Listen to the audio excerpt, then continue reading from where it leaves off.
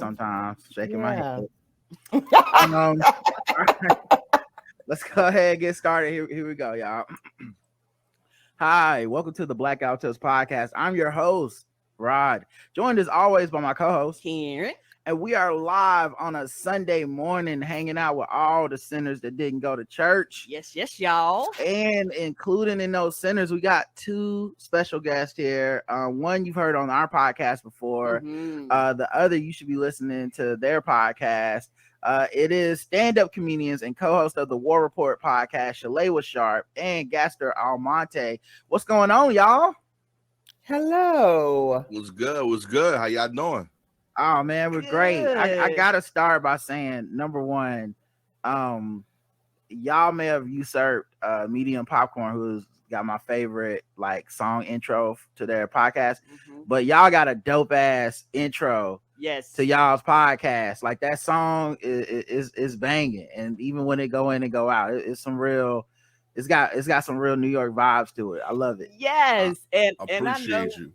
I know we're gonna introduce the audience to y'all and everything, but I must let y'all know you two are fucking hilarious. Y'all actually make my day. Like I actually look forward to when the new episodes come out, the mini episodes and everything. And it is such a joy to actually hear you two interact with each other, because sometimes it's like y'all are the same, but also polar opposites. You're the same because you kind of understand the New York lifestyle, but you're polar opposite because Shalewa has actually lived outside of that area. So she understands what like the South and like these other areas are. And so it just makes my day. Oh, and I want to go for the name. I want to be called the Troopers. We was talking, y'all had the names, but y'all was talking, I want to be the Troopers. Okay. That's my vote going. My virtual vote. I'm writing that down right now. I'm keeping a running tally by my laptop at all times. Nah, I love the show as well, man. And it always feels kind of like being a fly on the wall. Yes. And it's such a dope conversation all the time. It's always funny. And I also like this episode that we're doing, I'm gonna ask y'all questions about the show and stuff, but I also want to cover topics with y'all because I always feel like I want to talk, like I feel like I be in there with y'all. Like, yes. Like, yeah, and what about this though? What about this? You know, like I feel like that. So we're definitely gonna get into all that. Yay. But I guess the first question for me is like, how'd y'all like meet, you know, before y'all even decided to like do a podcast, or was the podcast how y'all met? No, we comedy. We're both out here in these comedy streets. Hard out. And so that's pretty much how we met. I feel like Gastor and I were booked on a few shows at the same time, but we kept missing each other somehow. But our styles are similar in that they're a little storytelling. You know, we both tend to tell stories within our jokes, and so that's just kind of how we met. And then Gastor called me up with this idea, and Gastor, I'll let you tell them your grand scheme for the podcast. Listen, all right, we stuck inside this quarantine situation for like a year. I want to be creative and I can't be on stage, and I just spent like the first 7 months of the quarantine telling my wife every day, yo, I want to do this podcast with Shalewa. And she's like, yo, you know who you should tell? You should tell Shalewa instead of telling me every day. You know? But like, yeah, like it just had to do with that. Like, you know, I realized like when I'd bump into Shalewa, like running in and out of shows, we'd always like, you know, chop it up about like something going on in the news or pop culture. And like we had like similar reference points. But then on stage, neither of us are like topical news comics, you know? So like, it just felt like, oh, this is a cool way for like people that rock with us to kind of see what we think about with these things. And at the same time, as a comic, I don't got to worry about like, oh, I burned material that like I want to use for like an album, you know? So people get to know another side of us. So yeah, I told that in some way or another every day to my wife until she said, call Shalewa, stop bothering me. And Shalewa was like, oh, yeah, that just sounds cool. So it was like the easiest conversation ever that I put off for way too long. He had a complete proof of concept, though. He had a whole vision. Yeah, and he laid this vision out, and I went, well, I mean, I'd be an idiot to say no. I don't have to do any thinking. He literally did all the thinking. I'm in. So is I that done the research, had the cover art figured out, everything. Yes. Yeah. Oh, speaking of the cover art is the best. Oh my God. So for the 99 and the 2000s, let's go. Amen. So for those that are fans of Capone and Noriega, the War Report album, that was like one of my first questions when I first listened to the show. I was like, wait, they not gonna get sued? You know, because I'm always thinking, haven't been in this game for a minute. Yes. My first thought is always litigious. It's like, oh shit, I hope my niggas don't get sued. And so this is the actual like let me open up this image in the new tab. But yeah, this is the actual like art for the War Report with CNN, the actual album, Capone and Noriega, which oh my God, there's nothing more motherfucking like early 90s Photoshop than this shit. Like, it's this shit in No Limit covers. Come on, No Limit. Pen and pixel, baby. Yeah. Let's get it. Like the fact that they are looking like that, like the buildings are all askew. But it's an iconic cover. But it's just like I remember having this album and looking at this cover and being like, "Who are these guys?" You know. So that's like the War Report actual album cover. But then the War Report podcast cover. If I do some quick Googling on here for y'all so y'all can see this image. It's like the same thing. Y'all really went and did the same cover. You mad people. Like what was the inspiration behind doing the cover the same? Yeah, I mean, like I just thought I thought a lot of it like kind of lined up, right? Like, you got like us kind of like giving our perspective of the news. I thought that's kind of what they were doing. You got a black and a Puerto Rican, you got a black and Dominican, you know what I mean? So I felt like it kind of like lined up in a lot of like cool ways. And then like, I was super excited about this as a hip hop head, like kind of like paying a little homage to like an album I loved, so I tagged them on everything on the day of. Like, yo, this, you know what I mean? Yo, Nori, yo, Capone, this is fire beat, you know what I mean? And yo, the first day it gets taken down. Like they shut it down. Spotify pulled it within an hour. Like, yoink? No.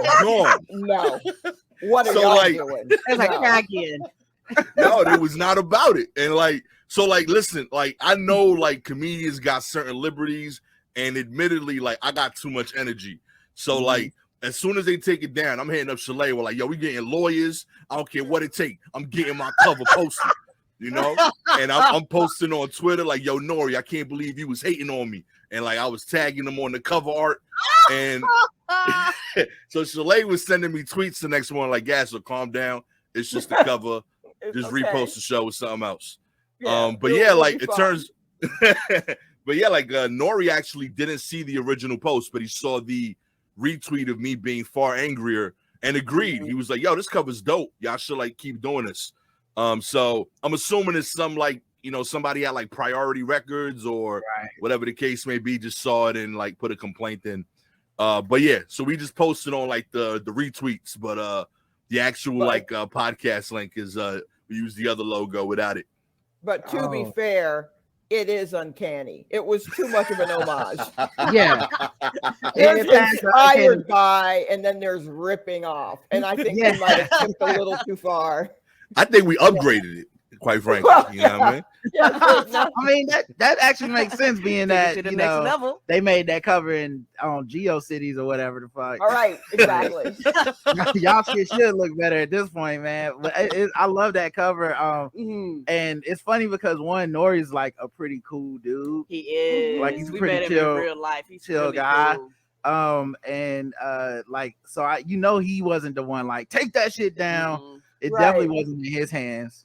His instant response was love. Like once he saw it, he's like, yo, this is dope. Which cover y'all doing next? Like he was giving us suggestions of other hip hop covers to keep remaking.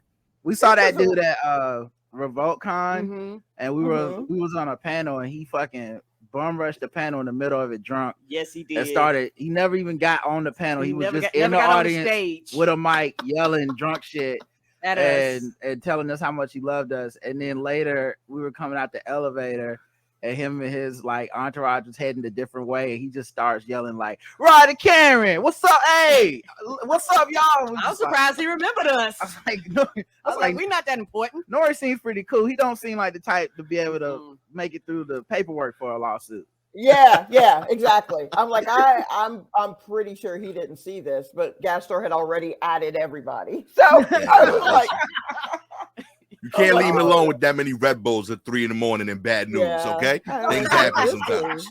This was quite a day. I would have came back with just because I would have panicked and immediately tried to just put it back up. So I would have just changed the name to like, the battle news, the skirmish report. They were like, "What the fuck? This don't even make sense no more. It's not funny." Like, nah, you didn't see the PowerPoint presentation of the plan I rolled out to Shalewa, and how much this was integral. Clearly, there was no other way to go. There was no plan B. There's no plan B. So sometimes that's how it works. That's what makes it the best. Now, this is like just an aside. This is such a crazy story, but at Game Theory, we had this role for like a bookie that we wanted to have like a recurring joke on the show, right? And Gastor, your name was one of the people like that we was looking at like to be on, and I was, obviously I supported you, but we went a different way. And the person we went with, if y'all watch Game Theory, y'all like, I never seen no bookie jokes. What are you talking about?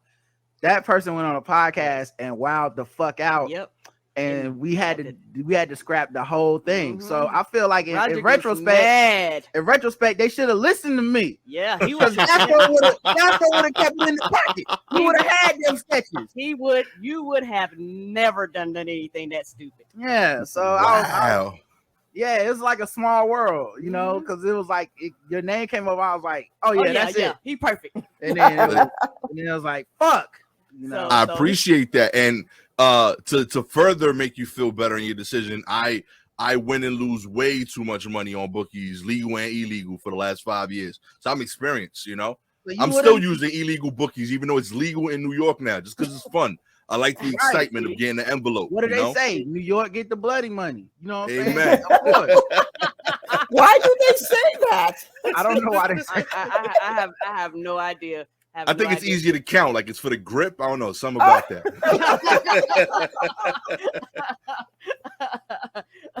So just know your name probably will come back up in the hat again because Roger is rooting for you. We need to get that motherfucking sketch going, man. We lost a lot of work. Let's do it up. That's why you gotta do your research. You know what I'm saying? I'm out here listening to these podcasts. I'm like, oh nah, he won't fuck up the bag. It's important. I got too many kids to feed, man. So many people in his house. I'm keeping up every bag. How do y'all decide the format of y'all's podcast every week? Like, who's looking up the articles? Who's doing the research? Do y'all both do it? Like, how do y'all decide? Well, Gastor will compile a list of articles, but a lot of the articles are actually submitted to us by I believe we decided on correspondence. I think we're calling them correspondence. Okay. Yeah, there are people who listen, and that's who the troops are, and then the correspondents are the people who listen and also submit articles. Nice. Okay. And then occasionally I will come across something wild. Like Gastor is the motor behind it, and then occasionally I just hop on and go, "What about this story?" And then just throw that in there if it's something really wild. And I mean, honestly, people have kind of picked up on things that we enjoy to talk about. I like anything with runaway or escapee animals, any story. So people will toss that to us a lot. I've gotten a lot of just someone will dump like 5 articles in my DMs on Instagram, and I'm like, okay, wow, this is a lot to sort through. I hope that we're in different time zones, and that's why you had the time to do this, and you're not up at 4 a.m. thinking, yo, who would love this? I get tagged in I get tagged in any article that looks like somebody tried to get rich the wrong way. You know, like that's a scheme. Gastor would be interested in this. You know, I think one of my favorite episodes is actually one where it seemed like y'all had scrapped the whole agenda and just talked about Will Smith slapping Chris Rock. Yeah, from every angle possible. Because I love, like, I had that same energy with after that slap. I was like, fuck the show. We talking about this. Like, that was how, like, who cares about news, coronavirus, wars? Will Smith is slapping people. Like, it was so wild. And I was like, okay, I could either be annoyed with all the hot takes, you know, like 30 minutes after it happened, someone on Twitter is inevitably like, ugh, why are we still talking about this? And I hate that person, whoever that is, who's above it all. I'm like, why sign in? You knew what it was. Why sign into this site? Or I could lean into every take out there, which is what I ended up doing. Just being up and reading everything about it, just all kinds of rabbit holes. And then I just texted Gastor and I'm like, we're talking about is the slap. That's it. Yes. And he was, I got a lot, I think, to say about it. And he's like, we could make it the whole show if you want. And I went, okay. And then just before we started recording, I was like, let me jot down like the finer points of what I want to say. And I just wrote down very quickly what I wanted. And then I sent a picture of that paper to Gastor, like, okay, I think I'm ready. And he's like, geez. Okay. It's the first time she sent me notes in a year and a half. Yeah. You know I was like, something was different. I was like, yeah, you could take a run on this one. Let's do this. It definitely had the energy of when you have a police procedural and a detective procedural, and they're about to like put together the framing of like the game. You know what I mean? Where it's like, this is the head person in charge, this is the underbosses. Because that's how Shalewa was coming at that. Oh, yeah. Like, I felt the PowerPoint energy. It was definitely red thread connecting everything. Yeah. Kind of situation that I had. All of that on the window. So just all kinds of just zooming in and moving my finger around and being like I'm on CNN in the Situation Room. And it was very Jim Kornacki. Yes. It was a joy. I loved every minute of it. It was like I wish people could be honest about enjoying mess sometimes, because I always feel like the part that bothers me is having to get through everyone's fake like nonsense of like I was reading a novel and just I didn't see it. Like, I was watching this hoping somebody would get slapped. I don't know. It just make my life easier. We both came for two different things apparently. Yeah, the people, we're still talking about this. Yes. Niggas. Two of the most popular people on the planet. Yes, we are. Who the fuck? These motherfuckers worked this whole life to be the Will Smith. There's a million, if not a billion, people named Will Smith. But when I say Will Smith, you think of one person, right? And that one person slapped the nigga. Yes, we're gonna. That's big. That's huge. That's huge. That's very huge. And like in the comedy world, there was a lot of where do you stand, and a lot of assumption that all comedians were just like, oh, you definitely support Chris Rock in this, and I was like, man, yeah. I mean, I've been doing research and like I've done a little bit of work. Would you like my presentation? Yeah, I mean, when people that are household names do things, it's gonna resonate. Of course. When Janet pulled her titty out of the Super Bowl, we gonna talk about that forever. Yes, we are. Like that's a one person name. Come on, Tittygate forever. Like like that's how it goes. But it was so good. My theory still is Will told him not to make that joke again after the other Oscars. Well, you know what? I think my theory is that they are like Chris does kind of come for Jada. I think maybe. She just seemed like an easy target. I don't think that joke was in no way scripted. There's no way in a room full of writers, someone said G.I. Jane 2. Come on. Yeah. So I think he thought he was just falling back on a riff that he said before and worked before, but that before was 20 years ago. Right. And I think Will just had a bad day. This is what I keep thinking. This is what I keep thinking too, though. What's crazy about this whole thing is if he would have said the Dora Milaje for Black Panther 2, I don't even think he gets slapped. It wouldn't have been a problem. I don't even think he gets slapped because everybody would be like, yes, fucking, I hope she is going to be killing people in the motherfucking Marvel universe. But that nigga said G.I. Jane, it was like, it changed. It's like 2 Earths and it split. That it's another dimension. He didn't even get slapped. Like they cool, they taking pictures after the party and shit. Like, yo, I love Chris Rock. Celebrating. It's finally made up. It was like you compared her to a bald white woman. Nope. That's my I just want to say this, Rod. If you are free, I would love to write that version of the Spider-Verse with you. Like that's a movie script waiting to happen. I followed the dude that made the Spider-Verse movie. I'm gonna submit this shit to him at the very end. Like, oh yeah, before you put it out, what about this? Like, get off my blocked, stay off my page. So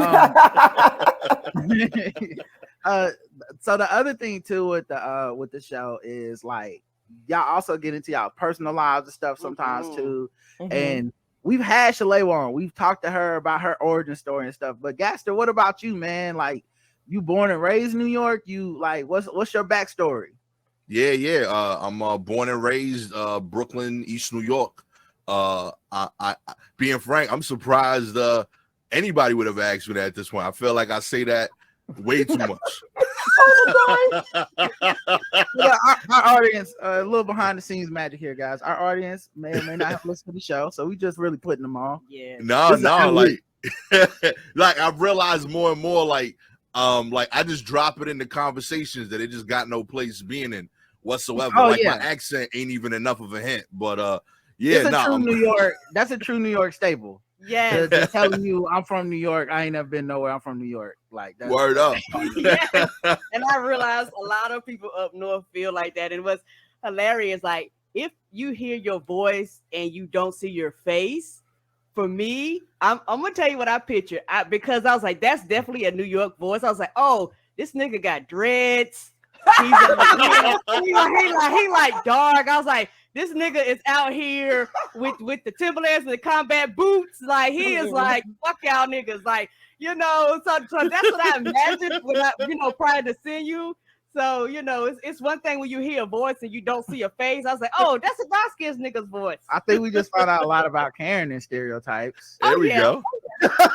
Hey, me too, Karen. I aspire to dreads, Karen. Okay, I can't do it. Okay. Karen out here picturing Busta Rhymes and shit. I got dreads in my heart. Okay. Thank you. But your voice says I got dreads. That's a very New York thing, and I think New York's like the only place where even if you never leave it, you could be like, I know everything though. Come on, guys. I've seen enough. Honestly, that's what I appreciate most about Shalewa is like she is regularly willing to remind me that like the only people that know East New York, Brooklyn are in East New York, Brooklyn. Like no one else has heard of my very niche neighborhood. You know what I mean? So where'd you go? It humbles me. Where'd you go? Like Delaware or some shit? Yeah, he was describing a regular ass city in terms like it was the Shire from the Hobbit movies. I was in Boise, Idaho. Okay, it was crazy. I ain't seen that shit before. I was just walking for blocks, not seeing people. There was city buildings that I'm 100% sure were just there for like show. Like, hey, look what's possible. If people move here, we can use this one day. That's what it felt like. It was different. I went to Chipotle. I went to a Panera Bread. I went to a McDonald's, and if they had full staffs waiting for me, they had nobody in line. People were breaking down menu options. Like, this is what we could do. We could get double pickles. Have you tried the new chicken? Like, no one talks to you like that in New York. New York, you go to a restaurant, you better have your order ready. Like, it's a mission. Be you holding up people. It was nuts to me. It's true. Don't feel bad. We both had our adventures. I went to New York and stayed with Roderick up there his last week after he finished working. And so I had the same adventures you had. So don't feel bad because everything was new to me. Let me tell you something. I had the time of my life staring at the window and watching the Uber biker drivers ride around in fucking circles trying to find their next pickup for the restaurant. I was like, the fuck is this? Why is there 100 bikes riding around in a circle with these big ass baskets on the back of them? What the fuck is happening here? I didn't know an avenue from a street. Avenue from a block. That shit made no sense to me. I'm just telling you, for somebody that don't know nothing about New York, and y'all, this is an album title. That's an album title. I don't know an avenue from a street is an album title. It makes no sense. And I come from a driving city. So even if you go to the McDonald's, you always drive. And so everything was, we're going to get an Uber. They was like, no, Karen, it's actually outside around the corner. I was like, but bitch, it ain't here. So we're going to take the Uber, right? It was like, no, Karen, we can actually walk there. You walk outside, you throw a rock at it. Like, they had to explain the distances to me because I get out my car and go everywhere. So the walking stuff was brand new to me. Yeah, it's also interesting because like in Charlotte, if something is 7 miles away, it's about like 10 minutes or 20 minutes at the most. But like there was a time we need to go to Brooklyn and the thing is like it's 7 miles away, but it was an hour drive. Yes. So it's like, it's just like this just means nothing here. Yeah. So it just fucked me all up. So we all are experiencing. So the way you feel about Timbuktu is the way I feel about New York when I get there. I'm like, what is happening? I remember when we first got there, what was hilarious. When we first got there, Roger ordered some Uber Eats for us. And that shit really got there in like 10 to 15 minutes. And I looked at him like, oh my gosh, what is happening? How did this food get here so fucking quick? like I was like, we order shit. That shit be like 30 to 45 minutes to an hour, depending on how we feel. And I was like, by the time I would have got up and turned on the microwave, the shit was there and it was warm and it was cooked. It just blew my mind. Like that shit was brand new. So, Gastor, how long have you been doing stand-up? It's been like 9 years now. Yeah. 9 years? Okay. Racks and then up quick. What was the impetus to start? Like, what was the thing that made you be like, I should be up there making these jokes? Yeah, I got promoted. I was a sales rep at Frito-Lay, like pushing potato chips on Shout the out streets. to Frito-Lay. Yes, I got other works there. Oh yeah, yo, big time. I bought a lot of Infamil because of those chips, so I'm very appreciative of them doing. Come on through. But yeah, I got promoted over there, and I wanted to get better at like making presentations when I got into management. So I took a stand-up class for that reason, just to kind of get better at presenting and being in front of people. And we had like a class show, and like the whole class was like 8 white dudes, me and my cousin Diggy. So like anyone that was like, yo, so when we at the like class show, it's packed out, and like basically if you were black or Latino, I knew it was me and Diggy's people, you know. So like this black dude came up to me, he's like, yo, how long you been doing comedy for? I'm like 7 weeks, and he like, yo, that's crazy, you know. So he daps me up. And he does, you know, like when black people like give you like the double head nod, like, oh, you approved, you know. So I felt that, like, oh, I might found something special here, you know. So he gave me the double head nod and the point, and he walked off. And then after the show, we hanging out next door at like this barbecue spot, and that dude comes and finds me again. He says, yo, I'm actually a comic. I ain't a friend of your cousin. I don't know what you're talking about, Diggy. He's like, yo, you should do this for a living. And I don't know who this dude is, so he's just chopping it up with me. But I'm like, all right, cool, you know. But he gives me his cell phone number, tells me to hit him up whenever I want to like talk it over. And I go home, I look him up, and he's like an up and coming comic. But it was Roy Wood Jr. So like, oh yeah, love Roy. Yeah. So like this was like right when he booked like Sullivan and Son. So he was like starting to make moves. But like, yeah, I just appreciated that he took the time to do that. And when I got home and verified that it wasn't just like one of my like overzealous friends and my cousin, I was like, oh, okay, this is actually something I should listen to. That dude, genuine good people. Yes, like, he is. He's great people. You never hear anybody with anything bad to say about Roy. He always show love, and he always be remembering people and shit. You know them people that's like real good, so they be like, you seen them one time in 2008, and they be like, Rod, oh man, how's everything going with the family and shit? You like, how do you know this? How do you remember me? Like, but nah, he's a great dude, man. That's a hell of a seal of approval because you know that motherfucker is funny and shit. He texted me after that. He was like, hey yo, when I finished that set, I posted the video up. And he texts me, he's like, yo, I showed that video to my mom. She loves your shit. I'm like, okay. Like, I appreciate that. Like, you know what I mean? Just including me with the family. Oh man, that's so dope. What a great origin story. And then so you just do this, you've been doing it for 9 years now. And then you start getting into the podcast. Is it because all comedians must have podcasts? Is that that's what I heard? Is that the rule? I tried podcasting in every way possible, right? So like the first year of me doing comedy, I tried podcasting with 2 of my friends, and I thought we had good chemistry, but neither one of them wanted to be professional comedians. So I realized quickly that, they don't give a shit about this at all. And like, I'm trying to do a weekly podcast, and they like, we can't do this like once a year.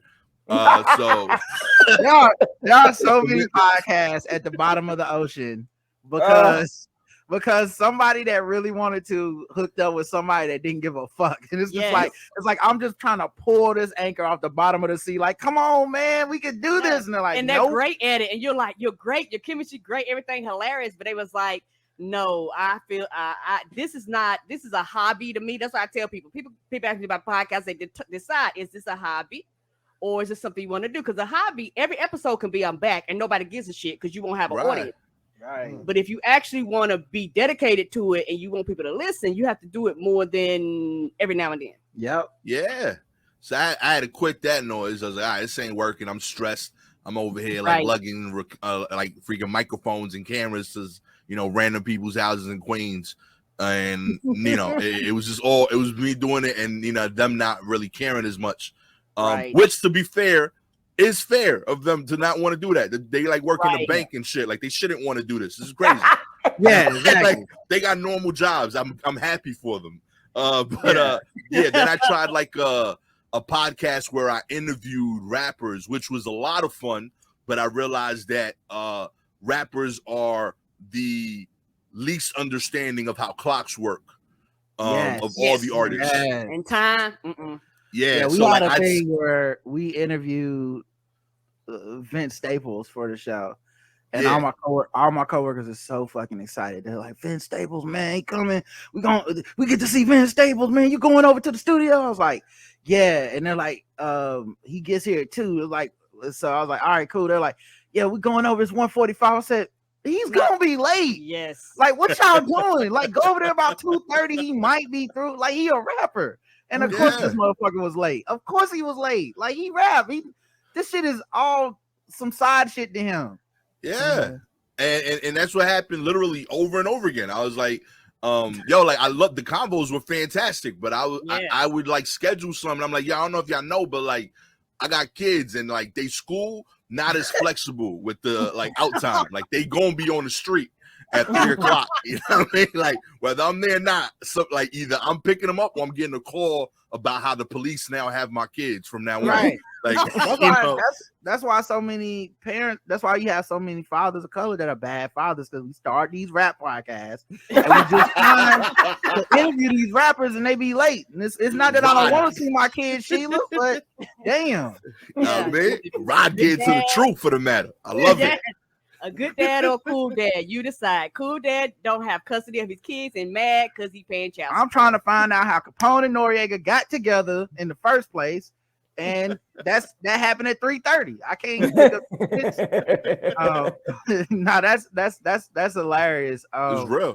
And Shalewa is a consistently punctual person, A, and B, similar to myself, is consistently punctual at leaving. So at the very least, I know she knows, the show's over, I'm going home. I do the same. That means we got other shit to do.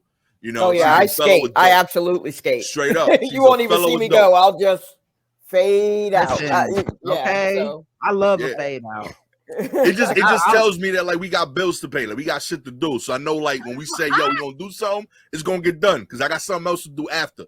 So like that's literally the hardest part of a podcast with another person is finding the person with the work ethic. It's not the comedy and the opinions and shit. That shit fluctuates, but the motherfucking work ethic, that's the one thing you can't change. Yeah, like, and me and Roger, we both are undercover. We are workaholics. Like, we've actually slowed down the amount of production, but we used to be relentless. We didn't take holidays, Christmas, fuck it. If it's scheduled day, you was getting a show. Yeah. So we had to calm that down and be like, you know what? It's okay to take. We can catch some PTO time. You be like, you know, we make this schedule. You know, we ain't working for nobody but us. Like we had to come to that realization. Yeah. Karen still has like moments like, yeah, I do. Like when I was up in New York and I was like, yeah, so we just won't do the show as often. She was like, well, we can start putting out old episodes. I was like, well, don't you understand about not doing the show as often? That still work.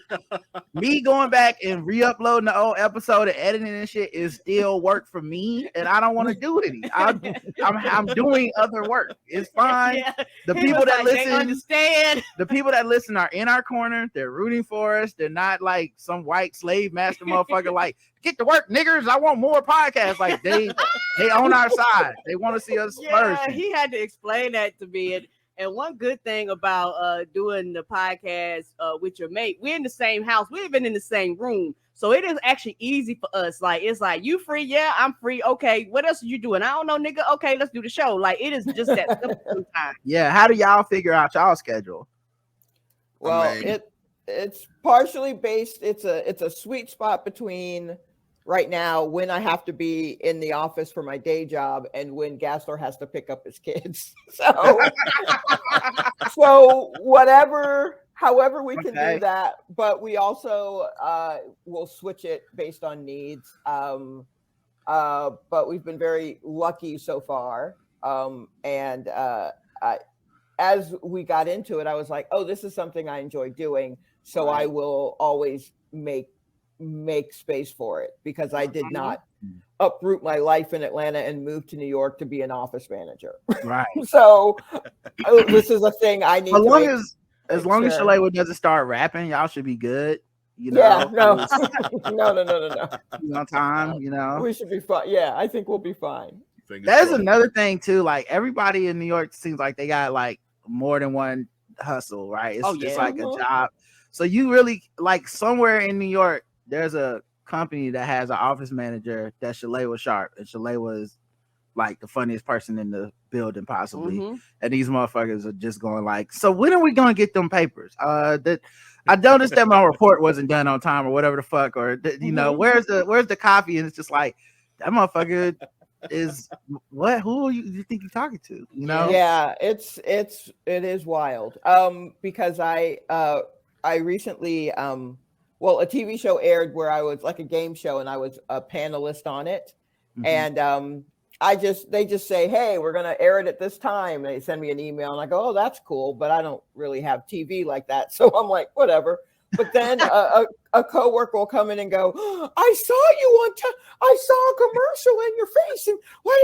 And I'm like, oh, yeah. I filmed that back in November or something. You know, like I don't even think about it. Do you like it better when they know, or you like it better when they don't know? Well, it is a mix. There is someone who works in the office with me who is kind of how I got the job, because he also has been doing like improv and character work and stuff in New York for a very long time. And that's initially how we met. And then I saw, oh, this is your day job. So he is always quietly aware, but he's also very quiet about it as well. So he'll just come up and say something about it, and then we'll have a little talk, and then he'll go away. And then 3 other people come up and go, wait, what? You were on, huh? How do I get to it? Boy, man, when I had the moment on the Tonight Show with Chadwick Boseman, I had so many people that first I had to explain, at least a half of the staff, who I had to explain what Black Panther was. Wow. Okay. And then what killed my, and so like really, and it's an art foundation. So like, as I show it to them, they're getting into it from like an academic art kind of way. And I'm like, hey man, I just order pens and Diet Coke. I don't know where you've gone with it. Right. But here, I will email a link to you and you can click on that link. Cause you know, I also have to talk them through like computer shit. So you click on this and then you'll get to watch it, you know, like that kind of thing. Wow. I can't just tell them to Google it because they're like, what? So yeah, it's also like, my favorite coworkers when I had a jobby job and I was doing the podcast, my favorite coworkers are ones that were aware of the podcast, maybe listen occasionally, but just never made a big deal about it or whatever. Those are my favorite ones because like I could be more myself because they knew at least some of my humor and stuff. Because if not, with everyone else, I was just perpetrating. It was just like, I'm not talking to you. I'm just a very professional person that does work that deserves to be paid as much as everyone else. And then with them, I could be like, "Oh, nigga, did you see in the meeting Chad had them hot water slacks on? It's gonna flood tonight, you know, whatever." And then back to normal. It's a fine balance. I work from home, and I actually absolutely positively love working from home because now I don't have to deal with any of that because the only way to reach me is through Teams. You know, so I don't have, you don't have to worry about filling in time when you go fill your drink or filling in time when you and things like that. And also I think for me, I don't want to say I was hiding the podcast, but it's like I was living a double life, you know, because when I'm at work, bitch, I'm at work. Like in my mind, this is a job 9 to 5. You're gonna take me seriously because for some people, when they know you tell jokes, it's gonna be joke time all the time, and then nothing you say seriously. And I'm like, no. What I need for you to do is this. I don't care nothing about them jokes. Fuck them jokes. I'm not getting paid for them jokes right now. We get paid for this. Like, because some people, they don't know how to balance that. Like I had at my old job, I had several people that actually knew about the podcast. We would talk about it and stuff like that. But it was one of those things where I kind of kept it close to the vest, if that makes sense. Yeah. And it's one of those things where if the show grows, of course, but I don't know. And sometimes I go in the office. When I went in the office, I be thinking, I'm one of the most famous motherfuckers up in this bitch. That nobody knows. Yeah, I used to get well, we did like our live show at the Blumenthal Performing Arts Center. They have like a sign out front and shit that flashes down the show and Rod and Karen, blah blah blah. And that was after I had already left my job, so I was doing this full time.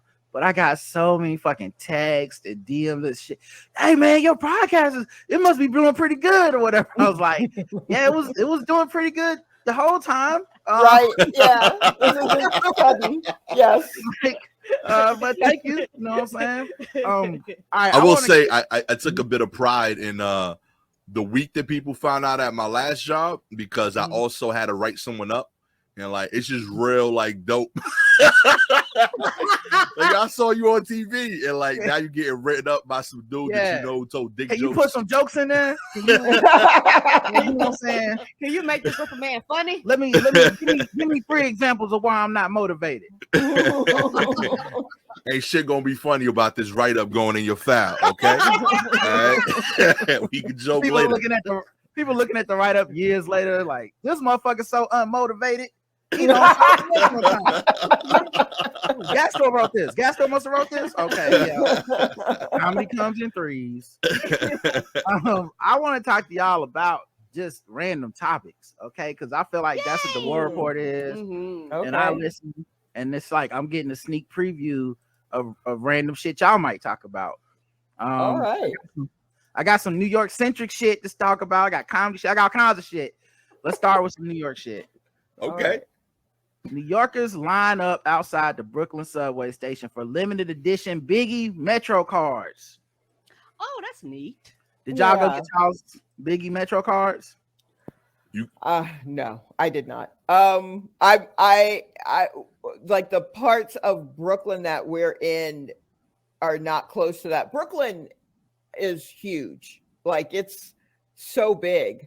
And people are always just shouting out Brooklyn, Brooklyn, and you think, oh, you can just get to one end of Brooklyn to the other and it's like, I mean, not without like a Sharpe. There are a lot of people. It's a big spot. So it wasn't in an area where I could go get that. And then also something that's cool. There will always be a line. New York loves not having enough of anything and then having too many people there.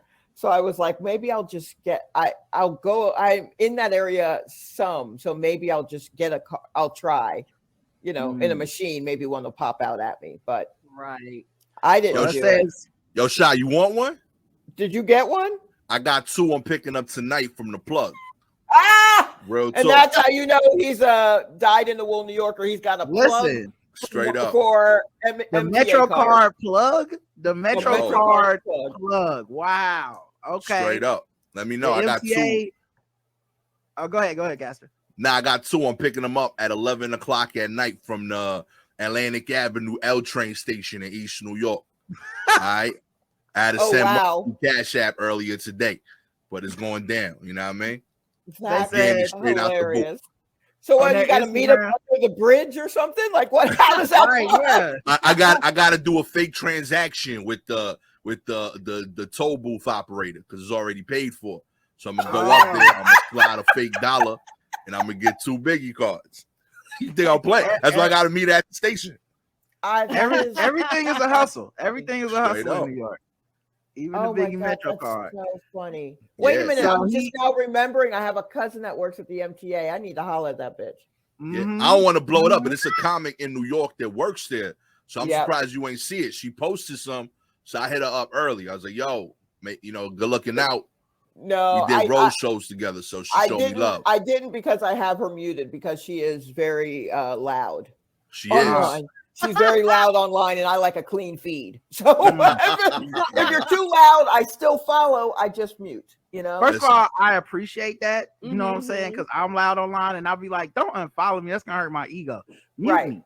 Like, at least let me feel like you seeing this shit. I don't. You don't need to see it. I can't help it myself. I don't want to see it. It's in my brain, and it comes out. But let's not be enemies. I still support. I'll go back and go through accounts and see how they're doing or whatever, but I can't have it all the time sometimes. And then I like some loudness. I have to decide where the loud comes in. Totally understand. I rock with you, but we got to worry about our mental health too.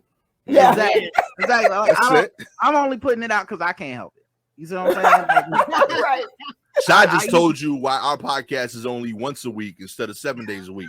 Even I'm too loud for Shop. I know. Yeah, the MTA put out, we can promise it was not all of a dream. Crown emoji. Yeah, they gotta hire. They need a comedian working in their office. Yeah, they do. In their office, so they can be like, let's run this by Shalewa. Honestly, that's not bad for what it could have been. It could have been terrible. That's good enough. I would have been like, oh yeah, go with it. I would have said that's terrible. We can promise. Yeah, I want to see the copy that didn't make it. We can promise we're not fucking you tonight. Yeah, right. No, we can't have that. No, not that one. Not that one. That's a reject. That's right. We got a big limited edition Metro card release coming starting this Saturday. It'll be available at Lafayette Ave, Clinton, Washington Ave, Atlantic Ave, Barclays Center Station. So, boom, go get your card. Oh, wow. You're nobody till somebody swipes you through. This card. You know what I mean? No Metro, no problems. The C train is down. Oh man! And then someone put up a video of the line of people for the thing. Oh, wow! Yeah, that was a date right there. It's beautiful. Yeah. That's very peaceful. Oh, they on the street. Okay, so they're not even in the station yet. Yeah. I'll shout out to them white people, 2 cultural appropriators. Oh yeah, well, because that neighborhood is yeah. they probably just saw black people standing in line and just said, "Stand."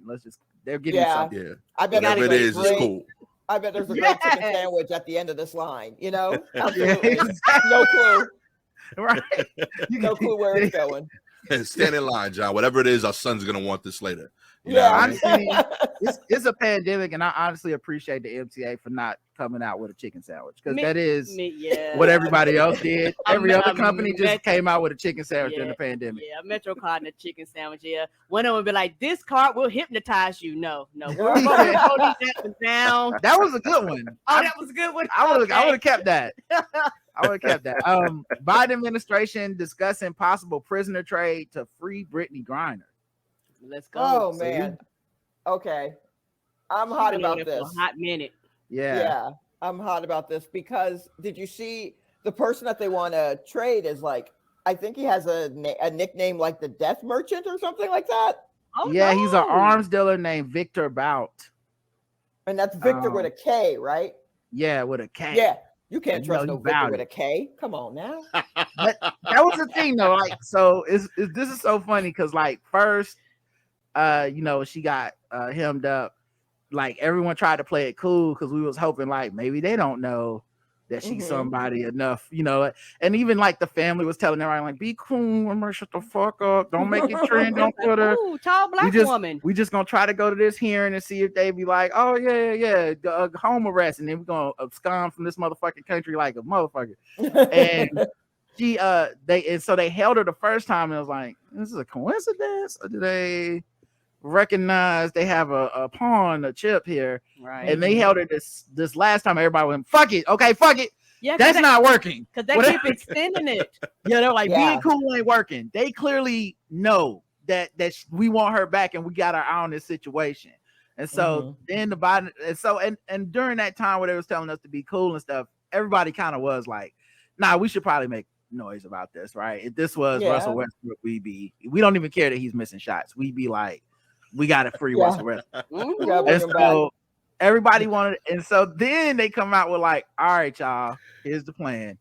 We about to put the Merchant of Death back on the streets. And it's like, oh man, that's is that the trade we making? We giving back the motherfucking the dude with the nukes on. That's a lot. And at least it's a black woman that's getting high value for once. You know what I'm saying? I'm saying. I'm like, I don't even know if that is comparable to what we're paying her here. Like, like when she gets back, there needs to be a talk about her salary because we just That was a thing I learned because we were talking about this story a lot, obviously during our season, and that was something I learned I didn't know before. The reason they pay them so much over there is because the oligarchs own the teams and they be funneling the money through the legit women's basketball teams, and they overpay, quote unquote, but really it's so they can move like $1 billion through this thing. So if that means I throw $1 million to Brittney, but my 999 other million gets to come through this, and it's really money from like some illegal shit, cool. And so that's why they overpay the WNBA players. And also, why the fuck they go over there? Because they giving away $1 million. I would go too. Like, of course. Like, we don't let oligarchs own teams here. So like the Russian, like we tried that shit with the dude from Russia for the Nets owner. Yeah, and I'm convinced that's why he sold it. He's like, oh, I can't do illegal shit. Yes, exactly. Like they had to slide his ass up out of here because you know oligarchs don't be wanting to listen to commissioners and shit. You know, it's a little different. They're like, nigga, I got this from sex trafficking. I don't. Can I pay the luxury tax? Yes, I'll just pay the luxury tax. I want all the good players. So they in America they won't let them own the team, so to funnel the money. Even though, you know, what's the difference between these niggas with crypto fortunes and the oligarchs, really? But so that's why the pay is so different over there, which is fucked up, but also why they be over there. Because people was like, why is she over there? It's a war. I'm like, because they got the money. Because they are paying. And what's so fucked up here is like they keep having conversations about increasing these women's pay, and the motherfuckers owners, a lot of times they vote that shit down. They was like, can't we ride first class? Can't we do the shit the men do? And they keep voting that shit That's down. the other thing. Like the dude that own the Nets now, thing is like Joe Sang or something like that. He is like, I got money. Y'all niggas broke. I'm flying my team first class. And they made him stop. They was like, no, if you start treating them like something, they gonna want treatment everywhere. Right. Like and he offered options. He was like, all right, listen, if y'all too broke to pay for it, let's get sponsors. Let's have them put the bill. Like he's trying. He's like, y'all, I understand you poor. You ain't rich like me. You know what I mean? You only got half a bill. You know what I mean? I get it. You know, I get it. Y'all can only afford your little NBA teams. That's cute. But I got a WNBA team. I'm trying to blow them up too. Like we trying to be somebody with the New York Liberty. We ain't trying to get second billing. And these motherfuckers out there like, but if they get first class seats, they gonna start expecting everything to have room in it. Like fuck you, man. It's like they professional athletes, right? They 6'8". They need the first class Right. seat. They don't need to be flying like me. Like there was like a story in WNBA was people missed a flight because it's just a regular ass flight. They miss games and shit. Like you ain't never heard about LeBron missing a flight because the flight leave when LeBron leave because it's the fucking NBA and it's a private jet. You know what I mean? But at the WNBA, they like, oh yeah, we need you to catch Spirit Airlines. If you don't get to the gate by 8:45, we're gonna leave without you. We just got to do the playoffs with a man down. Like what the fuck? But it's great. Like how you got them sprinting after the game. You know what I mean? They sprinted 48 minutes already. Like the whole freaking game. They running up and down. Why they running at JFK? You know what I mean? That's the warm up. That's the warm up. The run through the airport count as the warm up. You know what, bitch? It is a warm up because when I got off the plane in New York and I had to go get my luggage, that bit was 45 miles. I was like, bitch, when am I gonna get to this goddamn luggage? I was walking. I was going up the escalator, the elevator. I was like, God damn, how long is this fucking airport? The other part that should be your clue that there's going to be a lot of walking in New York. Yeah, they let you know right away. They let you know right away. The other part too is thank God it was the Biden administration. Because Trump would have done one of two things. Trump would have done one of two things. Either one, not sent nobody, which is probably what he would have did. Is been like, fuck them. Right. Or he would have sent everybody because it's Russia. He'd be like, yeah, Vlad, I got your peoples out. You know what I'm saying? This is exactly how we planned it. You can have all the prisoners of war back. We don't give a fuck. You'd be like, why is there 25 people being traded for one black Right. Take woman? some nukes. Too. Take some. That's a parting gift. Oh, that's on me. I put some nukes in the bag. Let me throw a few more grenades in here for you. And he also low key merchant.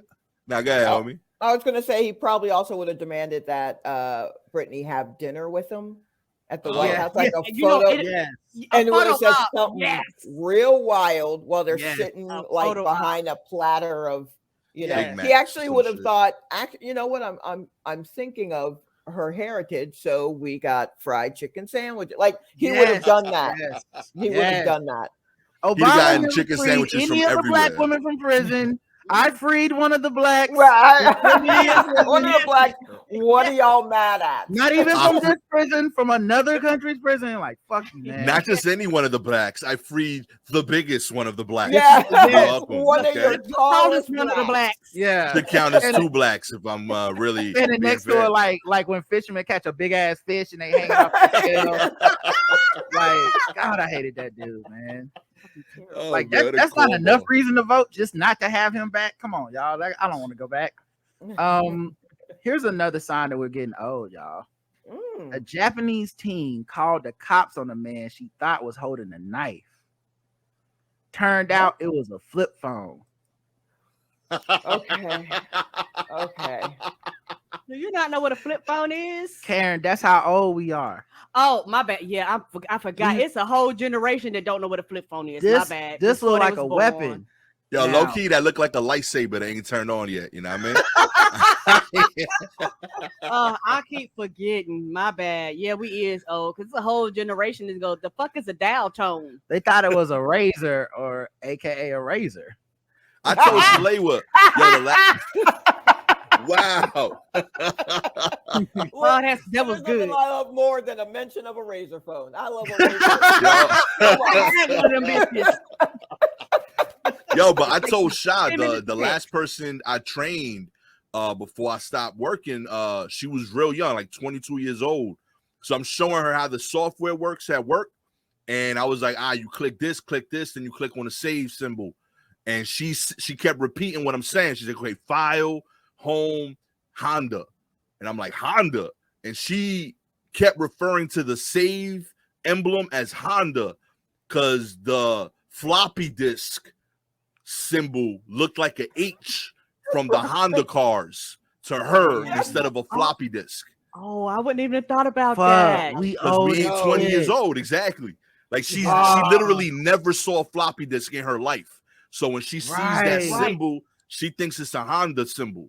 Right, because they don't even know that exists. That's like us with like 8 tracks and shit or 45. I know what it is because my mama had them. But you know, that was not of our generation. So no, we wouldn't know what that is. That's wild. That's Honda, that's a good one to me. Dude, I had to train her and then I had to show her pictures of my life. Now I was like, that's what you missed. Right. You know? Shout out to that dude every time you try to get a number at the club. That's how you know you too old to be at the club. You pull out that razor phone. They be like, oh shit. Oh, I thought you was gonna stab me. That's about as bad as when Roger was saying when you're texting and on like the chats and you don't punctuation. Like, and people would actually think you're yelling. That shit makes no fucking sense to me. Yeah, hey, you gonna get every period. How do you know? I took advanced English in high school. You're gonna get all this punctuation. Right. I know how to use semicolons. I know how to use M-dashes. Right. You're getting all of it. Right. So I'm like, you're gonna get this big ass bubble block. I'm not sending you 45 posts. That's stupid to me. I was on I was slacking my coworker, and he was like it was like he was going through some stuff, but everything was fine. I was just communicating with him, getting our schedule right, and he just hit me up at randomly like, "Are you mad at me?" I said, "What?" No. He's like, "You keep using all this periods and any all this." I said, "Bro, that's English. You know the thing we do for a living, like we writers." It was like, "Yeah, but you know you don't have to use that. It made me feel like you yelling at me." I was like, "It's not even an exclamation point. It's a period." Right. Like, I didn't even capitalize it by accident. Like, but I guess they on some other shit. Yeah, that don't make no sense to me. This is why I don't got young people as friends. Bitch, you gonna get these punctuation marks. Speaking of, I mean, this could be why I have the reputation that I have, because I do use it, and no one's ever asked me, are you mad at me? But I just assume either they think, well, she's an old lady, so this is just how she types. I'm not doing a double space after the period. I'm not ancient, but right. Or they're just like, I guess she's just always mad, or she's I don't understand, but I don't care. You're getting all of it. And now it makes me go through their communication. Like now I got to go through their shit. And be like, when you use a period. They don't. When every time they enter, like each no, but he's saying they do when they're mad. So I'm saying now I got to go through all they shit. And be like, did he ever use a period with me? What was this shit on the 18th, Zach?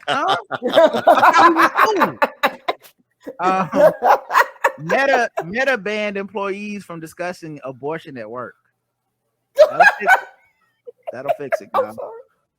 Freedom of speech. I gotta say though, how often is abortion coming up at work that they had to make a rule about that? Like, what's happening at the job over there? Somebody just don't talk about it. So people just showing up in shirts that got political slogans on them and shit. Life begins at conception. Like, you know what? Y'all can't even talk no more. Everybody shut the fuck up in the break room. Now maybe we trying to code over here. Like I don't understand that segue. On Thursday, an executive at Meta Platforms informed employees they are not allowed to talk about the contentious issue while working during office hours because it says that there could be an increased risk that the company will be perceived as a hostile work environment. The policy was initially put in place 3 years ago, but was recently reported. It bans employees from offering opinions or debates about abortion being right or wrong, availability of rights of abortion, and political, religious, and humanitarian views on the topic. I'm gonna tell you what happened. Somebody was in one of them Zoom meetings and it got feisty up in that bitch. Like that's what happened. Somebody said something and somebody disagreed and it became a problem. And truth be told, all companies have some type of policy. People don't follow that shit. What did they do? Don't talk about your goddamn religion. Don't come in here talk. You know, like they have that across the board for a fucking reason. And people go, and it's normally white people. Y'all gonna get these opinions, and then most black people are cool, okay. And then they was like, no, you don't get my opinion. Then all hell break loose. You shut the fuck up, I'll shut the fuck up. But then, you know, that'll solve that problem. It was two really people. It really does sound like someone was overheard a conversation, or someone said like one thing and somebody probably exploded like, oh, we just shouldn't even talk about it anymore. Right. This feels like it was you know what it was because it's a social media company. So you probably got mostly left-leaning people that work there, and abortion just in America in general is mostly left. Like it's mostly 70% of people like just stay out of people's vaginas businesses. That's their decision, right?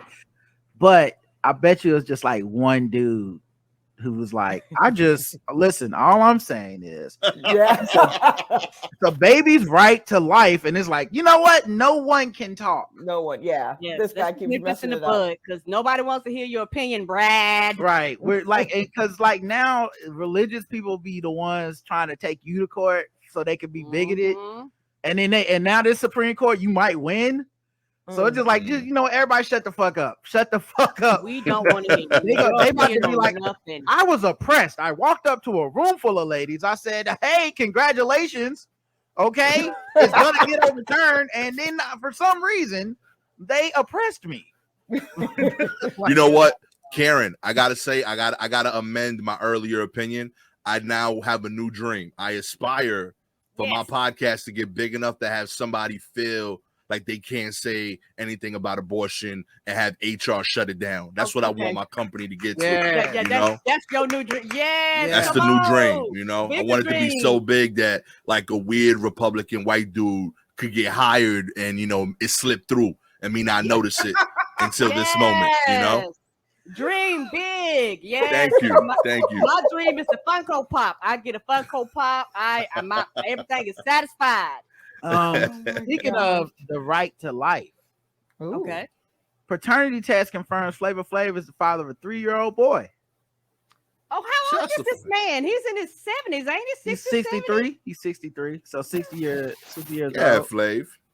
Okay. Oh, how old is the mama? That's the real question. 20, 30s? I'm assuming. The mother is reportedly Flavor Flav's former manager, Kate Gamel. Oh boy. They needed a test. I mean, did they need a test? Did they need a test? Did they need a test or did they need a test? You know what I'm saying? Okay. There's all kinds of pictures of them when I Google her name that came up. Like, first of all, this child is adorable. Look at this little baby. Oh. And then even more incriminating, he got a whole lot of pictures with her. Yeah. A whole lot. This is gonna be kind of hard. Why'd y'all even have to go to court, brother? That's what I'm saying. Shouts to his clothing range, though. Oh, man. You got that wardrobe crazy. Okay, you got the Joe Clark cowboy hat. You got the sideways baseball cap. Come on, you can get these lyrics. Yeah. Yo, he even switches the clock like to be kind of on brand. That shit is dope. Yes. Father Time, literally. Amen. This is him with the baby. See, man, you can't. I guess this must be the financial advice they get from people, but like, just get a test no matter what. Yeah, because I'm like, this ain't a bad look. Yeah, that's adorable. Like Cam Newton had 6 kids with this woman, and then that one was like, I ain't them kids, Dad. I'm like, nigga, I saw the Father's Day post you made every year for 6 years. Even if they ain't yours, nigga, they yours. You claimed them. You was claiming them every year, Cam, until you start fucking that side chick. Like, come on, man. That is them your babies. This ain't never gonna come back up. It's the best thing he made in years. Listen, all right? Real talk. Throw a beat behind that baby name and you good. You got a new single, okay? Well, they reached a child support and custody agreement and filed legal documents to change Jordan's last name to Drayton. So who truly thought it was Flav? Truly thought it was Flav. I was like, last name Flav? Flav? Don't feel bad. Me too. Yeah, all right. Real talk, I mean, it's not necessarily like the most important thing, but like as someone that like had a great night yesterday with his missus, I'm in my 30s and I'm wondering, like, as a 60-year-old, how much stretching you got to do to avoid a Charlie horse? Because I just avoided that. It's like this morning. A lot, like and the thing it's probably some Hugh Hefner shit. Yeah, men kick forever. Women have expiration dates. Our shit is like, you know what? We've been on the shelves too long. Y'all shit is like, we will always. I think it's just like how Hugh Hefner had a harem, but that just meant those women were like servicing him. Like was lame. No, that's true. There was 5 minutes. There was one on like Gatorade duty. There was one with a towel. Yeah. There was, like they treat him like a pit car, just going in. Exactly. Exactly. Like they're out in the lobby talking to hot men. They do want to fuck, but then they're like, "Oh, it's 7:15. We'll be right back. Give us 10 minutes. We got to go service." Yeah, they doing rock paper scissors to see who's gonna fluff the balls. Yeah, all the stuff. They're checking his vitals. That's what I'm saying. Yeah. Right. The heart rate can't get too high, girl. We can't fuck up the money. Hold on, you take the blood pressure. I'll suck the dick. Hurry up. Right. Yeah. You know, our show come on at 8. We gotta hurry up. In other news, I don't know if y'all heard this, but Kevin Samuels. R.I.P. King. R.I.P. King. Rest in peace to our high value man. Well, he's quite controversial, and you say, yeah, which came as a shock to all his fans apparently online. They didn't realize he was controversial. What the fuck is wrong with y'all? Too Short, the rapper, doesn't approve of the way Kevin Samuels treated women. Says it sounded hateful. Can't be hateful to the hoes and the bitches, huh? Don't you dare. Hoes and bitches got feelings, Karen. They do. They got feelings too. Okay. Hoes and bitches matter. Wow. Yeah, he did not appreciate the high value man. He said during this interview, I think on Revolt, he said, I don't know the whole journey. All I know is the recent clickbait. I can't get to the gist of where it came from and what it was.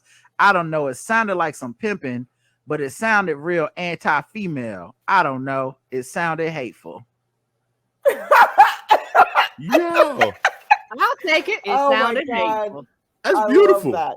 Look, he's growth. Everybody's growing, y'all. He did say anti-female, and we all know that could have gone many ways. Yeah, it could. That could took a sharp left. He saw a chance to say his favorite word and didn't. Yeah. That's how you know he actually kind of sat with it for a while. Yeah, I never would have expected Too Short to be the one to blow the whistle on Kevin Samuels. but here we are. Here we are. It's never too late to grow, man, and change. I love that. My man's still growing as a person. One step at a time. Now, according to him, he says he had balance. He says something I always did, and you can talk to the women that know me. I'll get on stage and in the studio talk a lot of shit. Then I get off the stage and I'll be a gentleman. And even though it's 100% player status, I'm still running. I feel like he get kickbacks every time you say player, by the way, because that really had nothing to do with the sentiment of what he was trying. It actually cuts against the sentiment of what he was trying to do. But anyway, and even though it's 100% player status, I'm still running it from a gentleman's aspect. So when you leave the room, they don't go, oh, that nigga came in disrespectful. It's like, damn, I thought he was going to be rude. It's a balance there. Okay. Balance. No, that's actually just a different way to play that game. Like there's still another room. You know what I mean? Yeah. And I would imagine wild, and then you enter the room and you're like, my lady, and they're like, oh my, and then you get into and the I would third imagine room.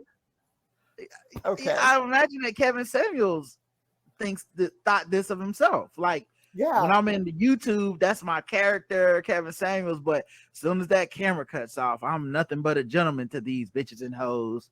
You know? Too Short went on to say, I try never to walk through life and act like Too Short. It doesn't really work for me, but I know that people are influenced by me. I don't do that myself. Okay. He said that while Too Short may be his persona, it's real ingredients. Okay, I can't. Not real ingredients. Not real ingredients. Who's influenced by Too Short in his day-to-day life? Like, who's following that dude around like in 2022?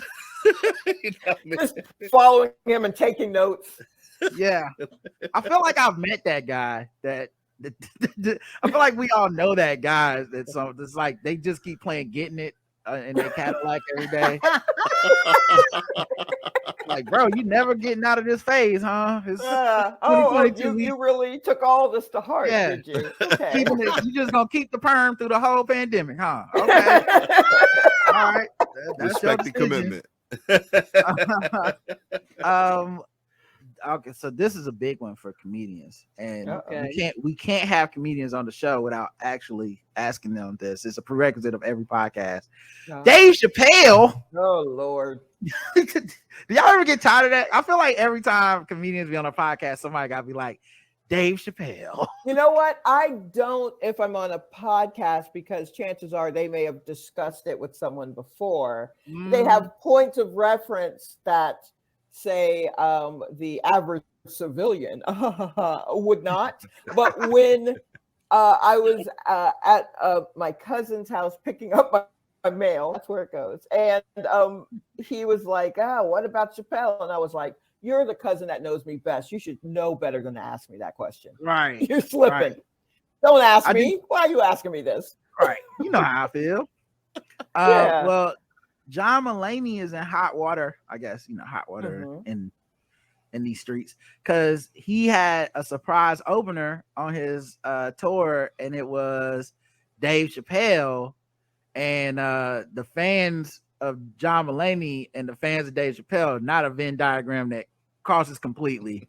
And apparently he found out, because on Twitter they was letting him have it, like, yo, we thought you was one of the good ones. You supposed to be a feminist. How you gonna have this nigga opening up? He was making transphobic jokes. He fucked up the whole vibe. Fuck John Mulaney and all that stuff. So right, it was like, it got pretty bad. People was, now it was tweets, so I don't, because all the, they take away the cell phones, so I don't know that it was bad in the actual venue. Right. You know what I'm saying? That, which happens all the time. Like, Twitter will be like, this sucked, and then you watch it and you like, well, everybody thought it was funny. I'm not even saying I agree with everybody, but in the room they wouldn't have known it sucked. It's only on Twitter that you would know it sucked. But yeah, apparently John Mulaney is well, okay. So there's already, here's, because I did pay close attention to this, because I am fascinated with how people view John Mulaney. My roommate and I were discussing this yesterday. So John Mulaney and his wife split up, right? Yeah. He went to rehab. They split up. He hooked up with Olivia Munn, which is what it is. And now he's a daddy. When he and his wife split up, people were extremely upset. His fans were very upset because they thought he presented himself as a wife guy, and that he was a feminist and a wife guy, and just like, how dare he leave his wife and all this other stuff. And I was like, why are y'all getting this wife guy stuff? He told jokes about his wife. Right. I mean, sure, but he told jokes about his parents. He told jokes about a lot of stuff.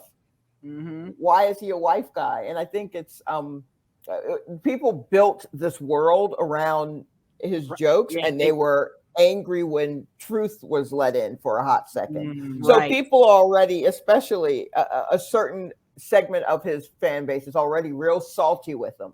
So I think a lot of them reacted to the news that Chappelle opened already, like, and now Chappelle's with him. But I only saw a few tweets where they were like, Chappelle came in and he told a transphobic joke like right away. And so I'm concerned on a few levels. First, that these people are still like, first, I'm mad that Chappelle is still doing transphobic jokes. Like, is this what is this what the Twilight years are going to be? This is the autumn of your life? Is making these lame ass jokes? Like, are they at all enlightened? Because every time he does it, the quality drops. So I'm worried that, like, oh, you're not even being funny anymore. And then I'm a little upset that people are upset at John Mulaney for not being able to. And I'm like, y'all don't know what rich guy shit looks like? These are two rich dudes. They don't give a fuck about what you think about anything. Both of them are not online. They're not online people. So they truly aren't hearing or seeing any of this shit. They do not care. I don't think John Mulaney has a lapdog to check the internet the way Chappelle has Donnell Rawlings. But yeah, so they don't know. Why are y'all getting all worked up? This is classic rich guy shit. Right. Also, it feels like that, like, there's another life that the stuff takes online, because then there's a different audience, and now the audience member is like the one on stage, right? It's like, I was there. I saw it. Like, I saw this screenshot I sent to my friend this morning, and it was like a long running list of the whole, like, the set. And it was like, but like, all the terms were so like, I almost threw up. As soon as he came, I was scared. And I was like, he well, don't give him that much power. He's just a fucking comedian. Like, fuck, like, I'd rather this whole thing be like, man, fuck that nigga, da da da da. And I'll be like, yeah, that's the. But I think that might be because I'm Gen X. But like, it was like my sister left, and then I was like, and then they had like 4 more points, and I was like, why didn't you go after your sister? Just it got to be about them. It has to be about them. If this shit is so triggering and fucked up, your sister left. You was in there like, I gotta get the rest of these for Twitter though. They need to know for posterity's sake what happened. It was like a very weird thing, but I also think we're definitely at a point now where people see shit like by proxy as the same as you doing it. So like, if you're on a show with Dave Chappelle, we have now transformed it into like, you're a bad person too, because you should have known to get up and leave and not be there. It's like, and I don't know that comedians have I don't think they believe that shit at all. No, because the whole time they've been working with people where it's like, I don't fuck with that nigga, but we on the list tonight. I'm gonna do my 10 minutes. They do they 10. They ain't got nothing to do with me. No. And I think now it's a lot more like, you co-sign this. This is your man now. And and people do that in every day-to-day life. How many people work with people they can't stand and just did fucked up shit and said fucked up shit? You may or may not know about it, but you know what? You take your ass in there every day because these are your co-workers. Yeah. People have to think of it that way. Who was the dude? Shane something.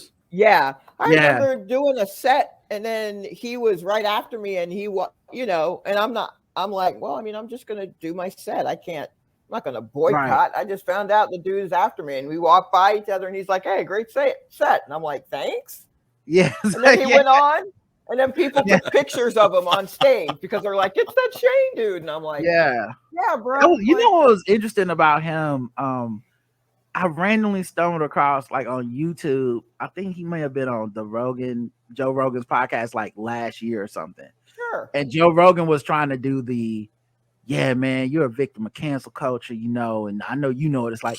And he was like, nah, I fucked up. I deserve that. I shouldn't be on SNL. I don't like, and it was like, you could see Joe trying to like, no, that's not what we do here. We say the white man is getting oppressed, remember? And the dude's like, no, I'm not oppressed. It worked out pretty well for me, actually. I started my own business. I got my own YouTube channel, and I have my supporters and blah, blah, blah. And it was like, so like he had went to therapy or some shit, because he did not use the white man playbook like he was. Shane keep it a buck, yo. Shane was straight up with it.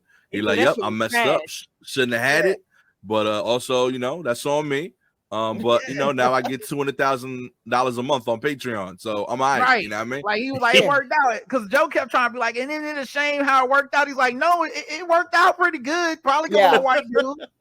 I mean, like, let's keep it real, right? Mm-hmm. Shout out to my man Tim Heidecker. He Twitter. He said, I pledge no anti-trans weirdo surprise guest on my summer tour. I got like a whole I got a whole weird thing with that though. Like, I do think he's like one of the GOATs. I think he's dope. Yeah. And I also believe as comics, everything can be joked about. I genuinely believe that. But I do think that just because we can joke about everything, not everyone can joke about everything. Right. And I think like there's like a line there sometimes that like we have to like be aware of. Like, are you the right voice to tackle that topic? You might touch on it, sure, but like my man is on like 4 albums now touching on this. Like that ain't you. Like that ain't your lane. Like, and there's no way you're telling me this the main thing that's happening in your life until you kept making it the thing.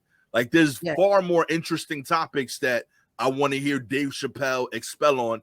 And there's comics that I actually do want to hear their take on the trans experience, the ones that are in that experience. Like, that's one of the things that bothers me about Chappelle is that I don't think he's less brilliant, because he'll have like these moments where he's like, it's sad because these are the moments now that I'm like, damn, that was really smart, are the moments where he's like, let me take 5 minutes away from this trans shit. Right. I'm like, yo, that's a good fucking point. That must be what it's like for this such and such. And then he's like, but back to these trans people, right? And it's like, damn, oh, come on, man. Damn. Also, I think this is a lesson to any comedian who is touring, or anyone who is actually touring, any creative who's touring, and you have a date in Ohio. Dave Chappelle will show up at your show and demand to do 15, We're not 20 doing the minutes live up top. podcast in Ohio now. Yeah, like he's just going to show up. He's there. He's on the farm. He's so powerful. They're gonna let him he's just in. going to show. Yeah, he's so powerful. Who's saying no? John Mulaney might not even know that dude was coming. I don't know. Right. He might just showed up on the stage. John Mulaney, they was like, "We're calling you to set in 3." Oh, Chappelle's here. I'm sorry. Yeah, you got bumped. Your head. You got bumped. We understand your audience is here for you, but you got bumped. Excuse me. Chappelle is you just got bumped by an hour. Yeah, it's in the charter. It's in the city charter. I'm sorry. He's pulling out the cigarettes. It's gonna be extra 30 minutes. Yeah, all of a sudden a black curtain falls straight in front of you. Yeah, and there's a microphone they put up there with a spotlight on. The audience like, the fuck has happened? What happened to Rowdy Karen? They turn our mics off. You might want to go see the Batman because take some time. You know what? Order another drink. Yeah. Oh no, don't order. It's gonna be a while. Enjoy the sights of the city. Dave like to go. Okay. Yeah. Dave at this point just be podcasting. Right, that's my thing. Just that's podcasting. Not even like half the set, not even jokes no more. It's just like things he's noticed that he don't even have a joke for yet. It's just that's the issue. Fakes on Netflix. Like what? Mm-hmm. No, we don't. You are now just an old man sitting outside of a corner store, just giving your opinions. Yeah. And I'm just trying to catch a bus, man. I'm just the bus stop is here now. Yeah. They be like full story. I was catching the bus the other day. I'm like, what? Dave, we know you don't catch the bus, and where is this going? Right. Let's talk about another New York centric story. Ooh. A runner collapses and dies at the Brooklyn half marathon finish line. 16 other runners got hospitalized because apparently it was hot as shit. Yeah. They didn't drink no water. I don't get this. Well, what happened was yesterday, I guess, or when they had the marathon, the temperature jumped up by like 30 degrees. So they've been training all this time in like 60-degree weather. Yeah. And then cooler. Yeah. So then when it came time for the actual marathon, it was like 75 degrees. And then it just got hotter and hotter. And it was it was a very humid, very sticky hot. It was one of them down south hots. I was like, this feels like home right here. Yeah, y'all don't get that too often. Yeah. Surprisingly, we're getting it a lot more. And New Yorkers still haven't figured out how to deal with humidity. Shout out to global warming. Yeah, but I'm put my third eye on. I'm supposed to say global warming. Like y'all don't understand. That's why they was like, y'all got air conditioners. Yes, bitch, you die down south if you don't have air conditioning built in this bitch. Look, New York, I love a lot about New York, but let me tell you, and I get that it gets cold, yada, yada, yada, but New York would be so much easier to deal with if they were aware of a ceiling fan. Yeah. If y'all knew about the ceiling fan, come on. Maybe you might be a bit more chill. I couldn't even sleep in my Airbnb until I got a fan, and I had to get one of the floor fans, but I was like, oh, that's what was missing, because I was like, why the fuck am I not sleeping? And then as soon as I got the fan, I was like, oh, yeah, that's right. Because there's all the breezes get caught on the city corners. So you walk to a corner of a street and it's windy as hell, but then you walk, all the buildings are blocking everything. So there's no breeze. You need that ceiling fan. I'm telling you, Gastor, I know you about to say. I got to stand up for my city here. Hold up, y'all. I'm not anti-ceiling. I'm not anti-ceiling fan. I'm not anti-ceiling fan. I like the idea, but y'all are talking with down south infrastructure. Okay, how high is your ceiling right now? I promise you, I could touch my roof, and you can't. Exactly. See, if I turn my camera up, the ceiling is right here. You know what I mean? Okay, that's what's different. All right, I can't stand up. I crawl into this office every time we podcast. All right, so I can't put no ceiling fans in New York. You damn right we don't got ceiling fans. Got all this space and shit. Exactly. Not a lot of space. I see what you're saying. You can't put ceiling fans in New York. They brag, and if you read New York real estate listings, they will brag about 7-foot ceilings.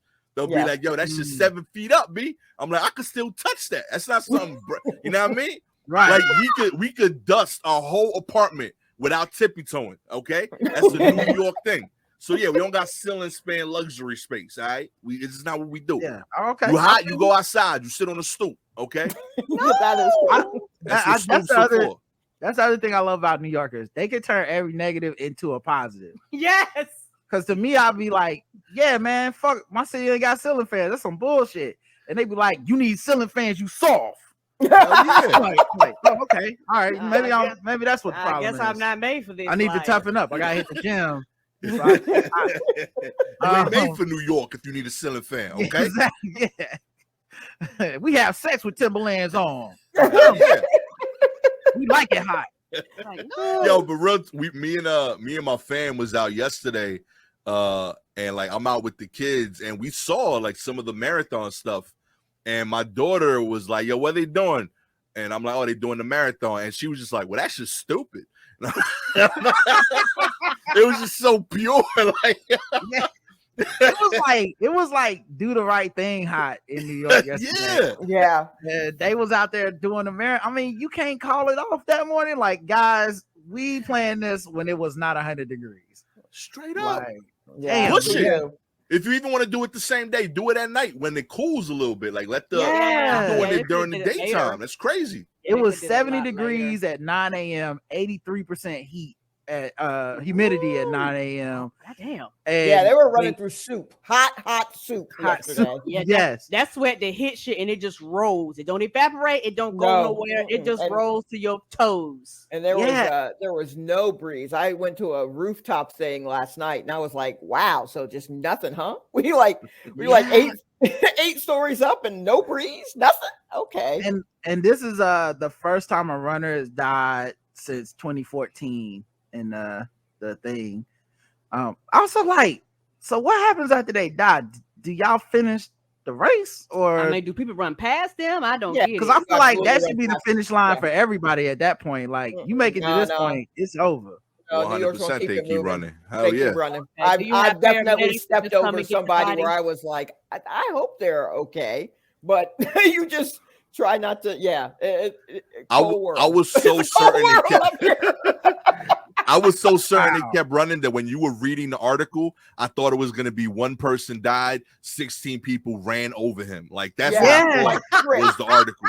Wow. They stumbled past over the dead body. That's what I thought. That's where I thought we were going. I was adamant they finished that shit. It was easy. That is wild as fuck. I'm surprised they didn't point at him on some like Iverson like shit. Like just step right over Tyrone Lue on the floor. You know what I mean? Keep it moving. Point at his shoes. What are those?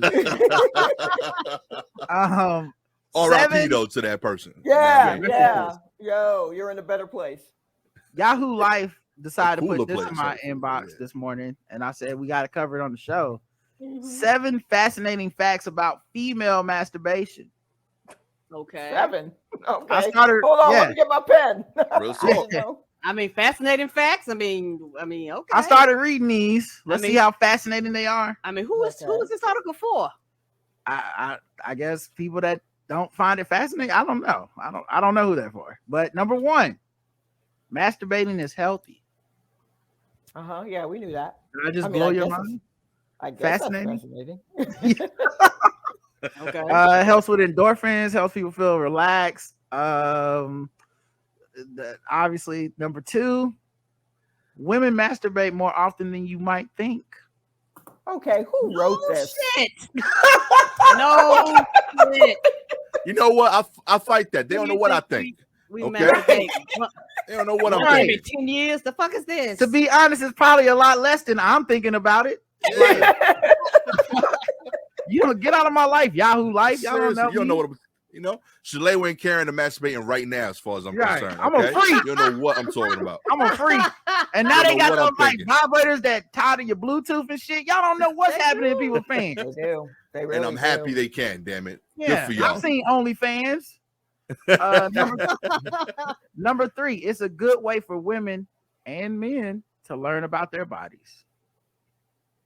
Is this for the children? Who is this for? Who wrote this? I want to show. When I get done, I want to show y'all how long this is, because it's just like, who needed this, ma'am? I'm happy for you. 15-year-old me would have loved these 3 so far, but yeah, of course.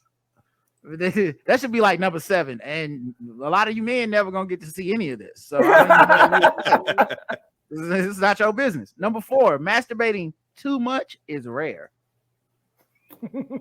Well, I think that's okay across the board for everybody. Who determines this? Too much is rare. Okay. Is it too much rare in everything though? You know what I'm saying? Like, how can they expect us to be great? Okay. Yeah. Okay. That's what differentiates us. Okay. Those that do. Exactly. How are they quantifying too much? Yeah. Is it rare or is it Mamba mentality? Okay. It's all how you view it.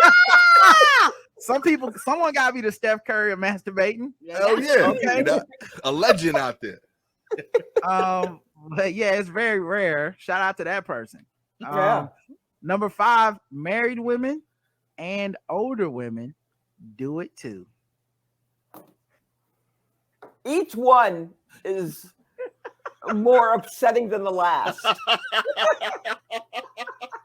So what, they think you get married, that shit just stops because you have a penis in your life? That you have to break it down like it's not just the young single women doing it. Well, shit. According to number 2, I don't think I knew that young single women did it. Like it's all. We want you to know your gramps is doing it, and when you're getting married, you still want to have sex with women. Yep. Yeah. Number 6, it can improve your sex life. Well, the way that the number 5 was framed, apparently it's the only sex life you'll get. Yeah, listen, okay. Married Did women, a wife older write this to like convince her husband that it's okay that she's still doing this? women? Yeah, that's what. Yeah, That's it. he walked in, saw some dildos, freaked out, and she was like, "Fuck, I gotta write an 8-page Yahoo article to calm this nigga down." A lot of men, boy, they fucking panic. Toys. Right. Oh, I ought to be the only one. Oh word. Yeah. Okay. Well, wait till those men read number 7. That's the one. Oh shit. For some, it's the only way they orgasm. That will be news to a lot of people because Yeah, I can see that being don't news. realize women actually do orgasm. Like that is there's an asterisk to that one, apparently. Yeah. Yeah, I can see that being a shocker. Yeah. Oh man. Wow. Yeah, That's a lot. Yeah, that's a whole lot. What a primer. What a way to have to introduce. This really feels like it's for the kids. This really does. Yeah. I say you send it to people. Like send this article to people in your life and just see what happens. Y'all shake some shit up, you know? I'm just gonna send it out and then just write thoughts. Yeah, exactly. Just start sending it to your exes and shit. Yeah. You know? Like, oh, what Shalewa texted me about? Oh my. I knew this. It's the only way. What the fuck? All right, let's play the game. Guess the race. It's one of our favorite games, and I always wanted to play with y'all. And then we'll do sort of ratchetness, and then we'll leave. So let me play the music for Guess the Race. Here we go. What time is it?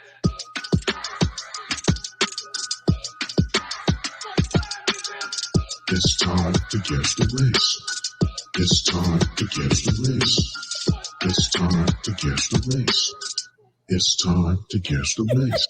That's right. It's time for Guess the Race, the game where we go all around the globe, find different news articles, and guess the race of the people involved.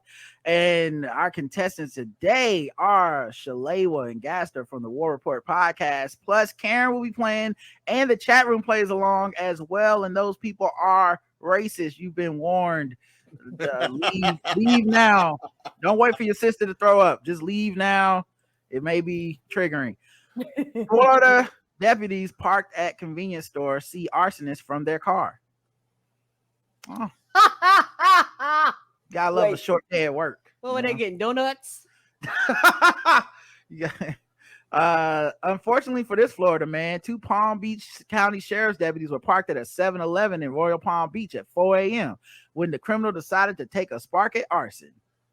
According to one of the arresting officers, 38-year-old Jason Ball was standing near a shopping cart towards the north end of the building. He appeared to reach toward the shopping cart, to which I saw a spark.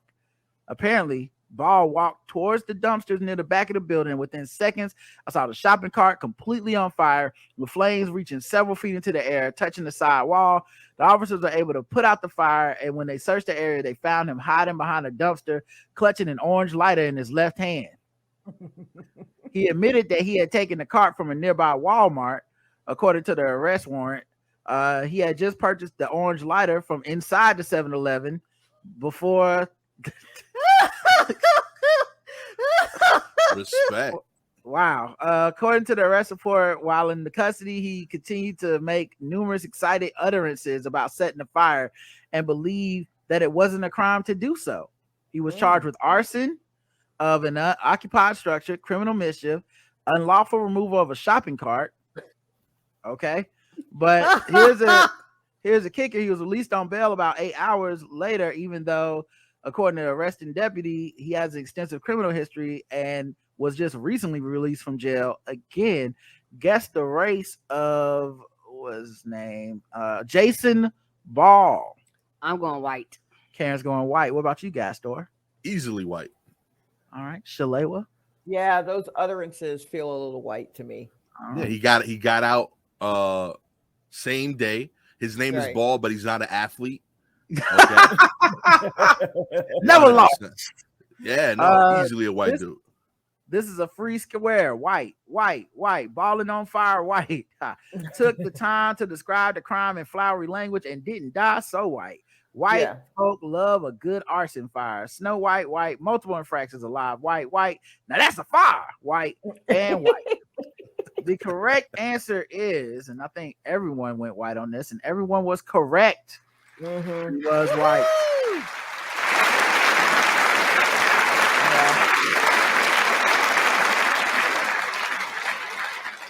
Well. And oh yeah, of course. Black people we break the law too, but like we know the law we're breaking. That's really that. Like we don't have the privilege to just frivolously be doing dangerous things and not looking into it first. Right. You know? Right. Yeah, no, this is definitely him. Yeah, he copped to it right away too, which we wouldn't have done. No, because he assumed there was no repercussions, and there weren't. Apparently, I know it's a white song, but we would have been like, we didn't start the fire. Hey, now Billy Joel is for everyone. Okay, cool.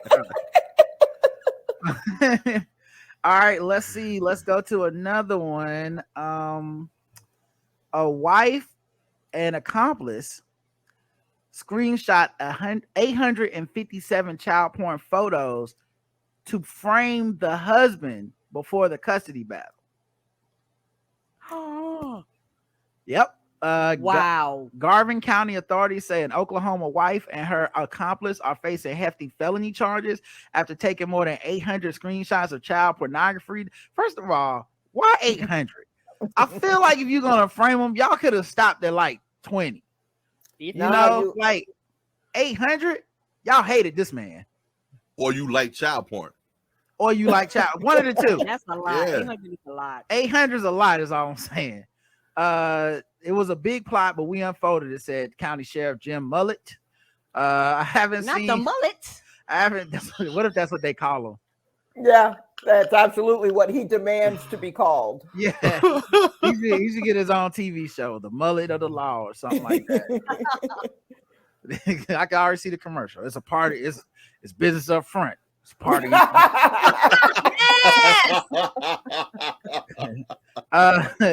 It was a big plot, but we unfolded it. I haven't seen anything this detailed and this thought out to try to get somebody put away. Lacey Hucks, 33, and Angel Moore, 44, allegedly cooked up the plan to put Hicks' husband behind bars. In December, Muller said the duo scoured the dark web to screenshot 857 pictures of child pornography on the husband's old phone. To take the time to find out the screenshots, is very disturbing, very, very disturbing, said Mullet. This is over the top. The goal was to get the husband behind bars so Hux could win an upcoming custody battle. According to court documents, Angel stated that Lacey drove her to the police department to make the report and gave her the phone. Molly told police she saw the husband viewing the pornography at his home. It was a plan that they had rehearsed. She was never at the house. She never watched him look at a phone. The wife just came up with this crazy story, and it was believable at first. The husband was arrested after the accusation, but was only locked up overnight. Investigators quickly pumped the brakes and connected the dots after no child pornography was found on the husband's current phone. Moore later confessed to the ruse and told police she thought she was doing the right thing for Lacey. The husband is upset. Obviously, someone tried to take your life away and your freedom. Moore bonded out of jail while Hux is sitting in jail on $250,000 bond. It backfired on them. I'm glad they were able to be in jail, said Sheriff Mullet. They're now facing charges of aggravated possession of child porn, conspiracy to commit a felony, violation of the Computer Crimes Act. Guess the race. Now you get it's no child for you now. You was trying to save your child. Now it's no child. Yeah. How do you even know it? I don't want to know how to answer it, so I'm not going to ask that rhetorical question. Guess the race, Karen. I'm going white. All right. Gastor. Has to be white. And Shalewa. I'm going to say black. All right. Let's check the chat room, see what they believe. These fools watch Lifetime instead of Snap. White chicks. This is made for Netflix documentary. White scoured the dark web, but wasn't a darkie. White. Oh To catch a predator gone wrong. White. She nasty. White. I don't care if they are black. I declare them white. White. Oh, this is some petty Lifetime movie white shit. White. We don't play with porn. We call because he got warrants. White woman, white overdone evidence. The correct answer is white. Y'all had it right. Wow.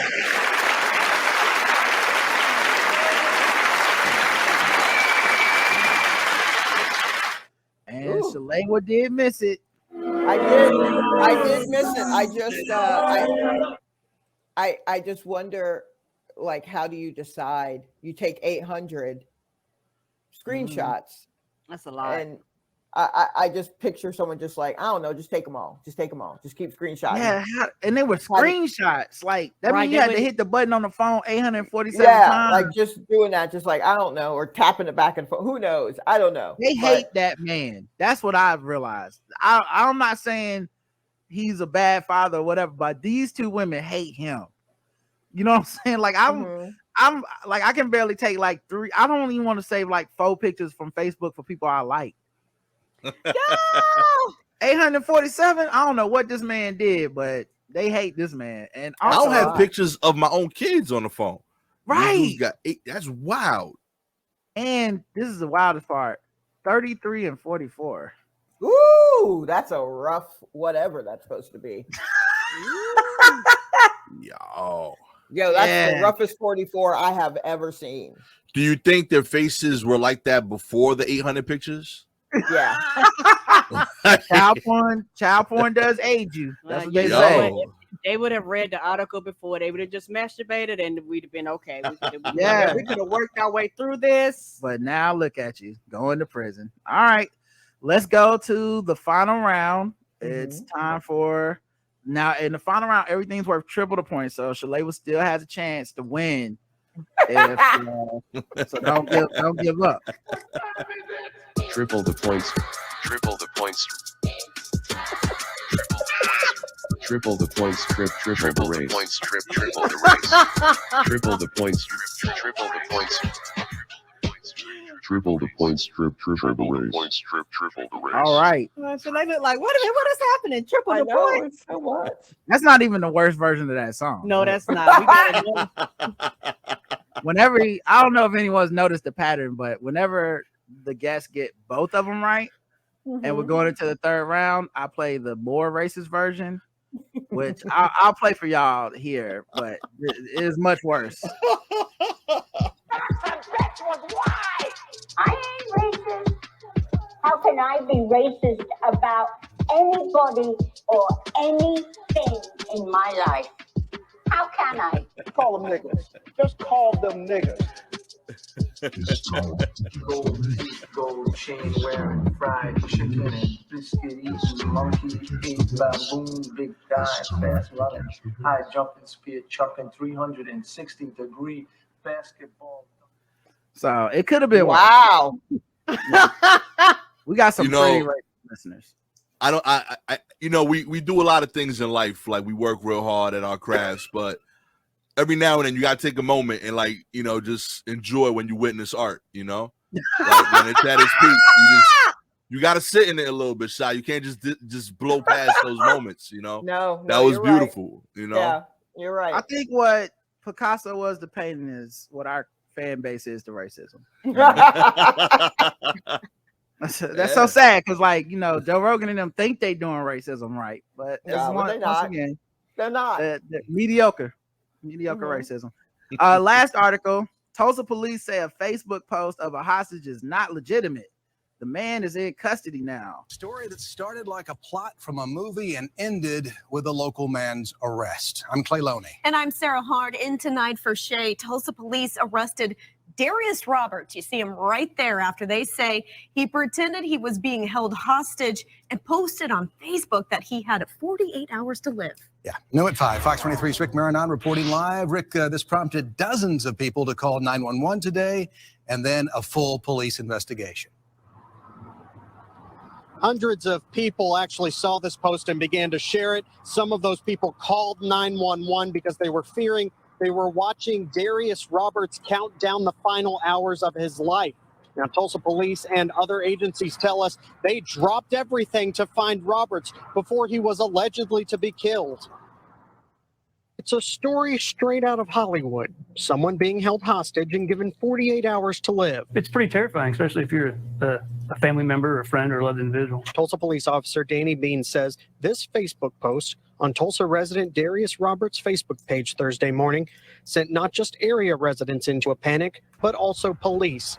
They dropped everything, fearing the clock was ticking. Here in this building, it was 100% focused on that. This is a picture of Roberts from a previous arrest for obstruction of justice last year. On Roberts' Facebook page, it mentioned in a number of posts that the alleged kidnappers gained access to his cell phone and dared police to ping the phone and come and find Roberts before he was killed. But Tulsa police say it was all a lie. It's concerning. So if you don't know what's going on or what potentially could be happening, I mean, those pictures absolutely look like he was in stress. Police tracked down Roberts at a Tulsa home, and when they tried to talk to him, he ran out the back door to try to get away from police. When they detained him, they discovered Roberts had possession of his cell phone, seemed perfectly fine, and appeared to be free and never in any danger. Because of the panic created and the resources used, police say they want to show everyone that kidnapping and murder is serious business, in case anyone else is thinking of playing games with them online. Whether it turns out to be, fake or a hoax, or whether someone does this for real, we're gonna find you. You may have noticed in those pictures that Robert's hands were behind his back. So who took the picture? Well, police tell us that was a friend who helped stage all of this on his Facebook page. However, that friend is not being charged for having a hand in this. Reporting live in downtown Tulsa, covering news that matters. I'm Rick Marinon, Fox 20. Wow. I don't think I have any friends that good that would do that. All right, Karen, guess the race. Darius Roberts. Oh, Darius is black. All right, Gastor. Word up, big time. Black, double black from every way possible. Yeah, I'm with it. Shalewa. I guess I'll go with everyone and say black. I guess. All right. I mean, shout out to the white Dariuses out there. They're out there. I mean, it's usually their middle name. That's what they're going by. June says committing crime and hoaxing, posting on police, social media, posting on social media, caught nigga black. Black dude trying to do white shit black. They putting his black ass under the jail. He must owe money. Black. No such thing as a white Darius. Anyone named Darius got to be blackity black. Fed crimes for the gram. They might add him to the RICO. Shout to Young Thug. Oreo, but black. Thinks he's Eric Andre, I guess. Dumb, damn, and dark black. Fake a kidnap because he was probably trying to get out of child support black. Oh, Shay. The hood version is taking back nigga black. It's like that Netflix show Clickbait Black. The correct answer is black. Oh, dear. You gotta own ours, you know. Oh no! This mugshot. This picture is of his mugshot, right? Of his current one. Yeah, that's hard, yo. I'm yo, real talk. I just became a fan of Darius. Yeah, a little bit. That's just kind of dope. Wait till you see his other picture. Oh shit! This is the picture of his fake kidnapping on Facebook. Okay. So he was here. I think he that has the same white beater on. Yeah, I think so. Yes, he didn't even change clothes. Yeah. Yeah. This is more like go ahead, Shalewa. No, I was just wondering. I was like, is that a vacuum cleaner next to it? Like, it doesn't look barren enough. It looks like he's in a garage. Like, yeah. Or shout out to his friend. Yeah, I'm not that friend. How do you? I mean, if the friend is not, the friend had to know what the plan was, because there's no way you can take that picture without. That's not a Bumble picture. You know, that's not an okay stupid picture. If I'm down your house and we watching the playoffs, and then you be like, "Hey, come to the garage real quick. I got a little project I'm working on." I'm like, bro, what made you think I was the one to do this? I am not. I have told my husband and people that know me and love me, I am not a ride or die. I am a ride and I will call the police for help. I am let me off this ride. I tell people, don't tell me about crimes you have committed, because when they shine a light on me, I'm motherfucking single. We all showing up at your house, bitch. If I'm going to jail, it's gonna be on my own merit. It ain't gonna be because you took me there. Yep. Hey, Karen only going to jail to visit you. That's it. Like, what? Yep, I will go put you visit you. Yeah, I will go visit you. I don't have any problem visiting you. I'll put some money on your books. But what I ain't going to do is go to jail because of your stupidity. I'm gonna go to jail because of my own. I mean, I could definitely never say that she misled me in any way. Like, He already know what he got. I am a ride and I will call for assistance. We is not dying together. All right, last thing, sword ratchetness time. Okay.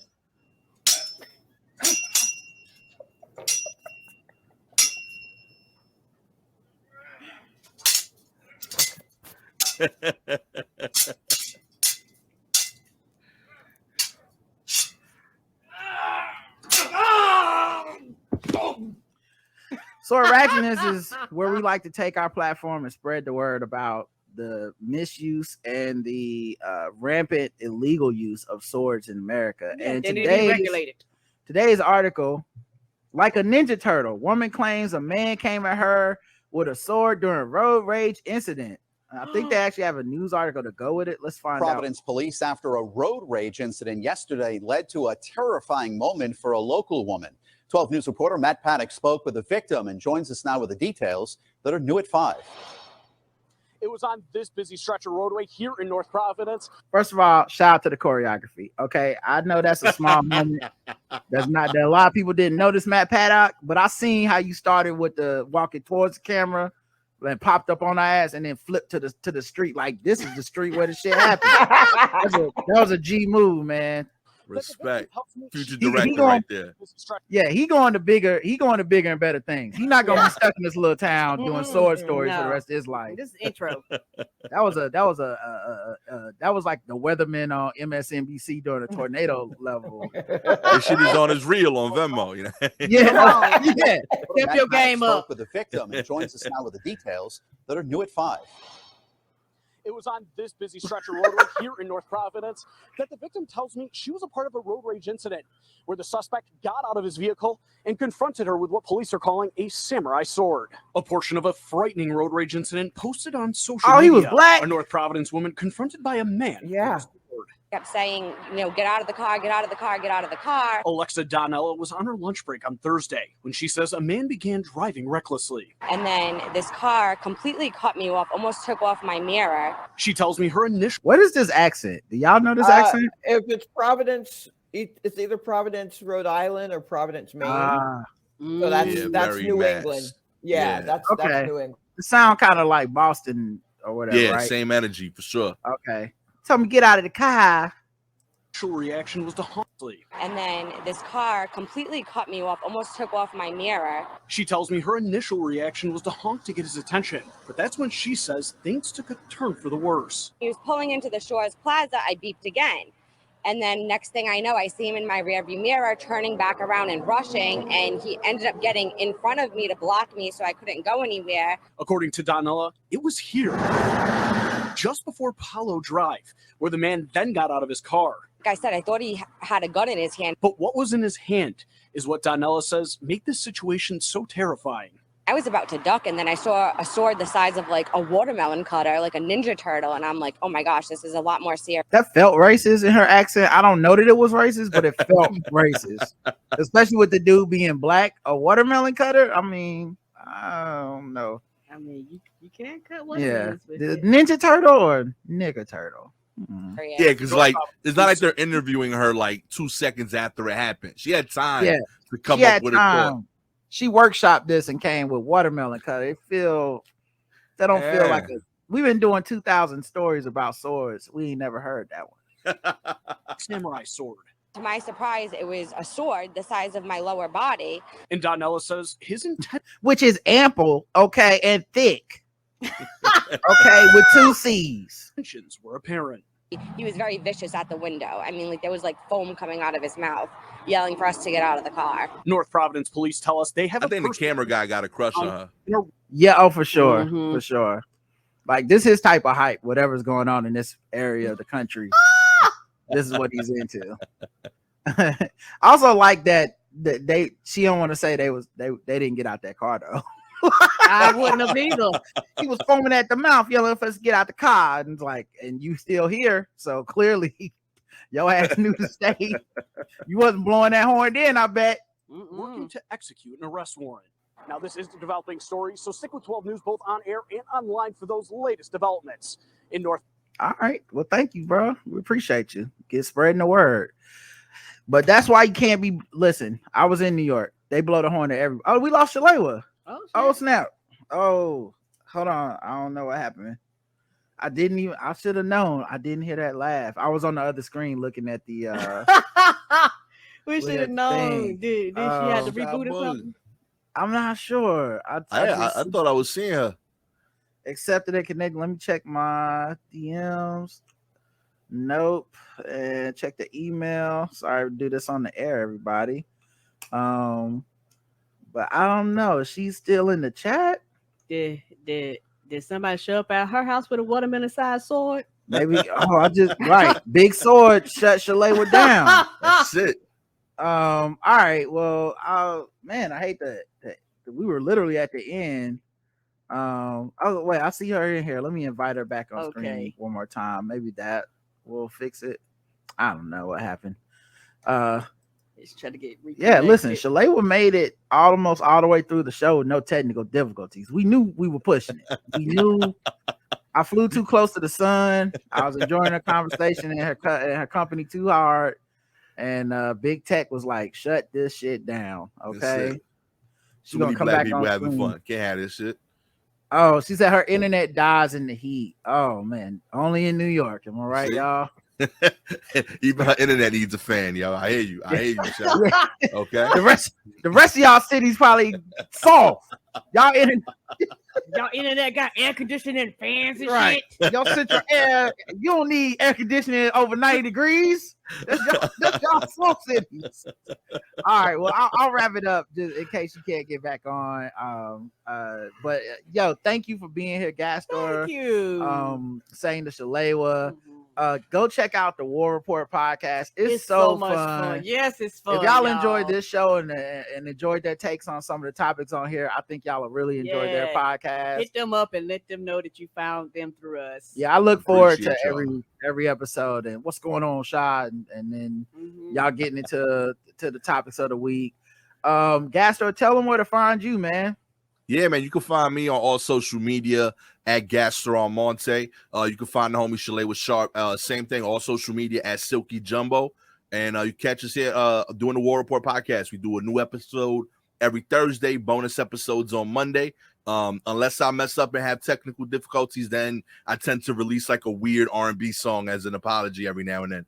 But yeah, you know what I mean? It's happened before. It'll happen again. But yeah, every week, Thursdays and Monday. Check them out. I'm listening, and Karen's listening. And I think y'all should be listening too. It's a lot of fun. That's it for us. We'll be back later on in the week. Until then, I love you. I love you too. Mwah. Bye, everybody. Bye, Thank you, Gastor. Bye, baby. Shalewa.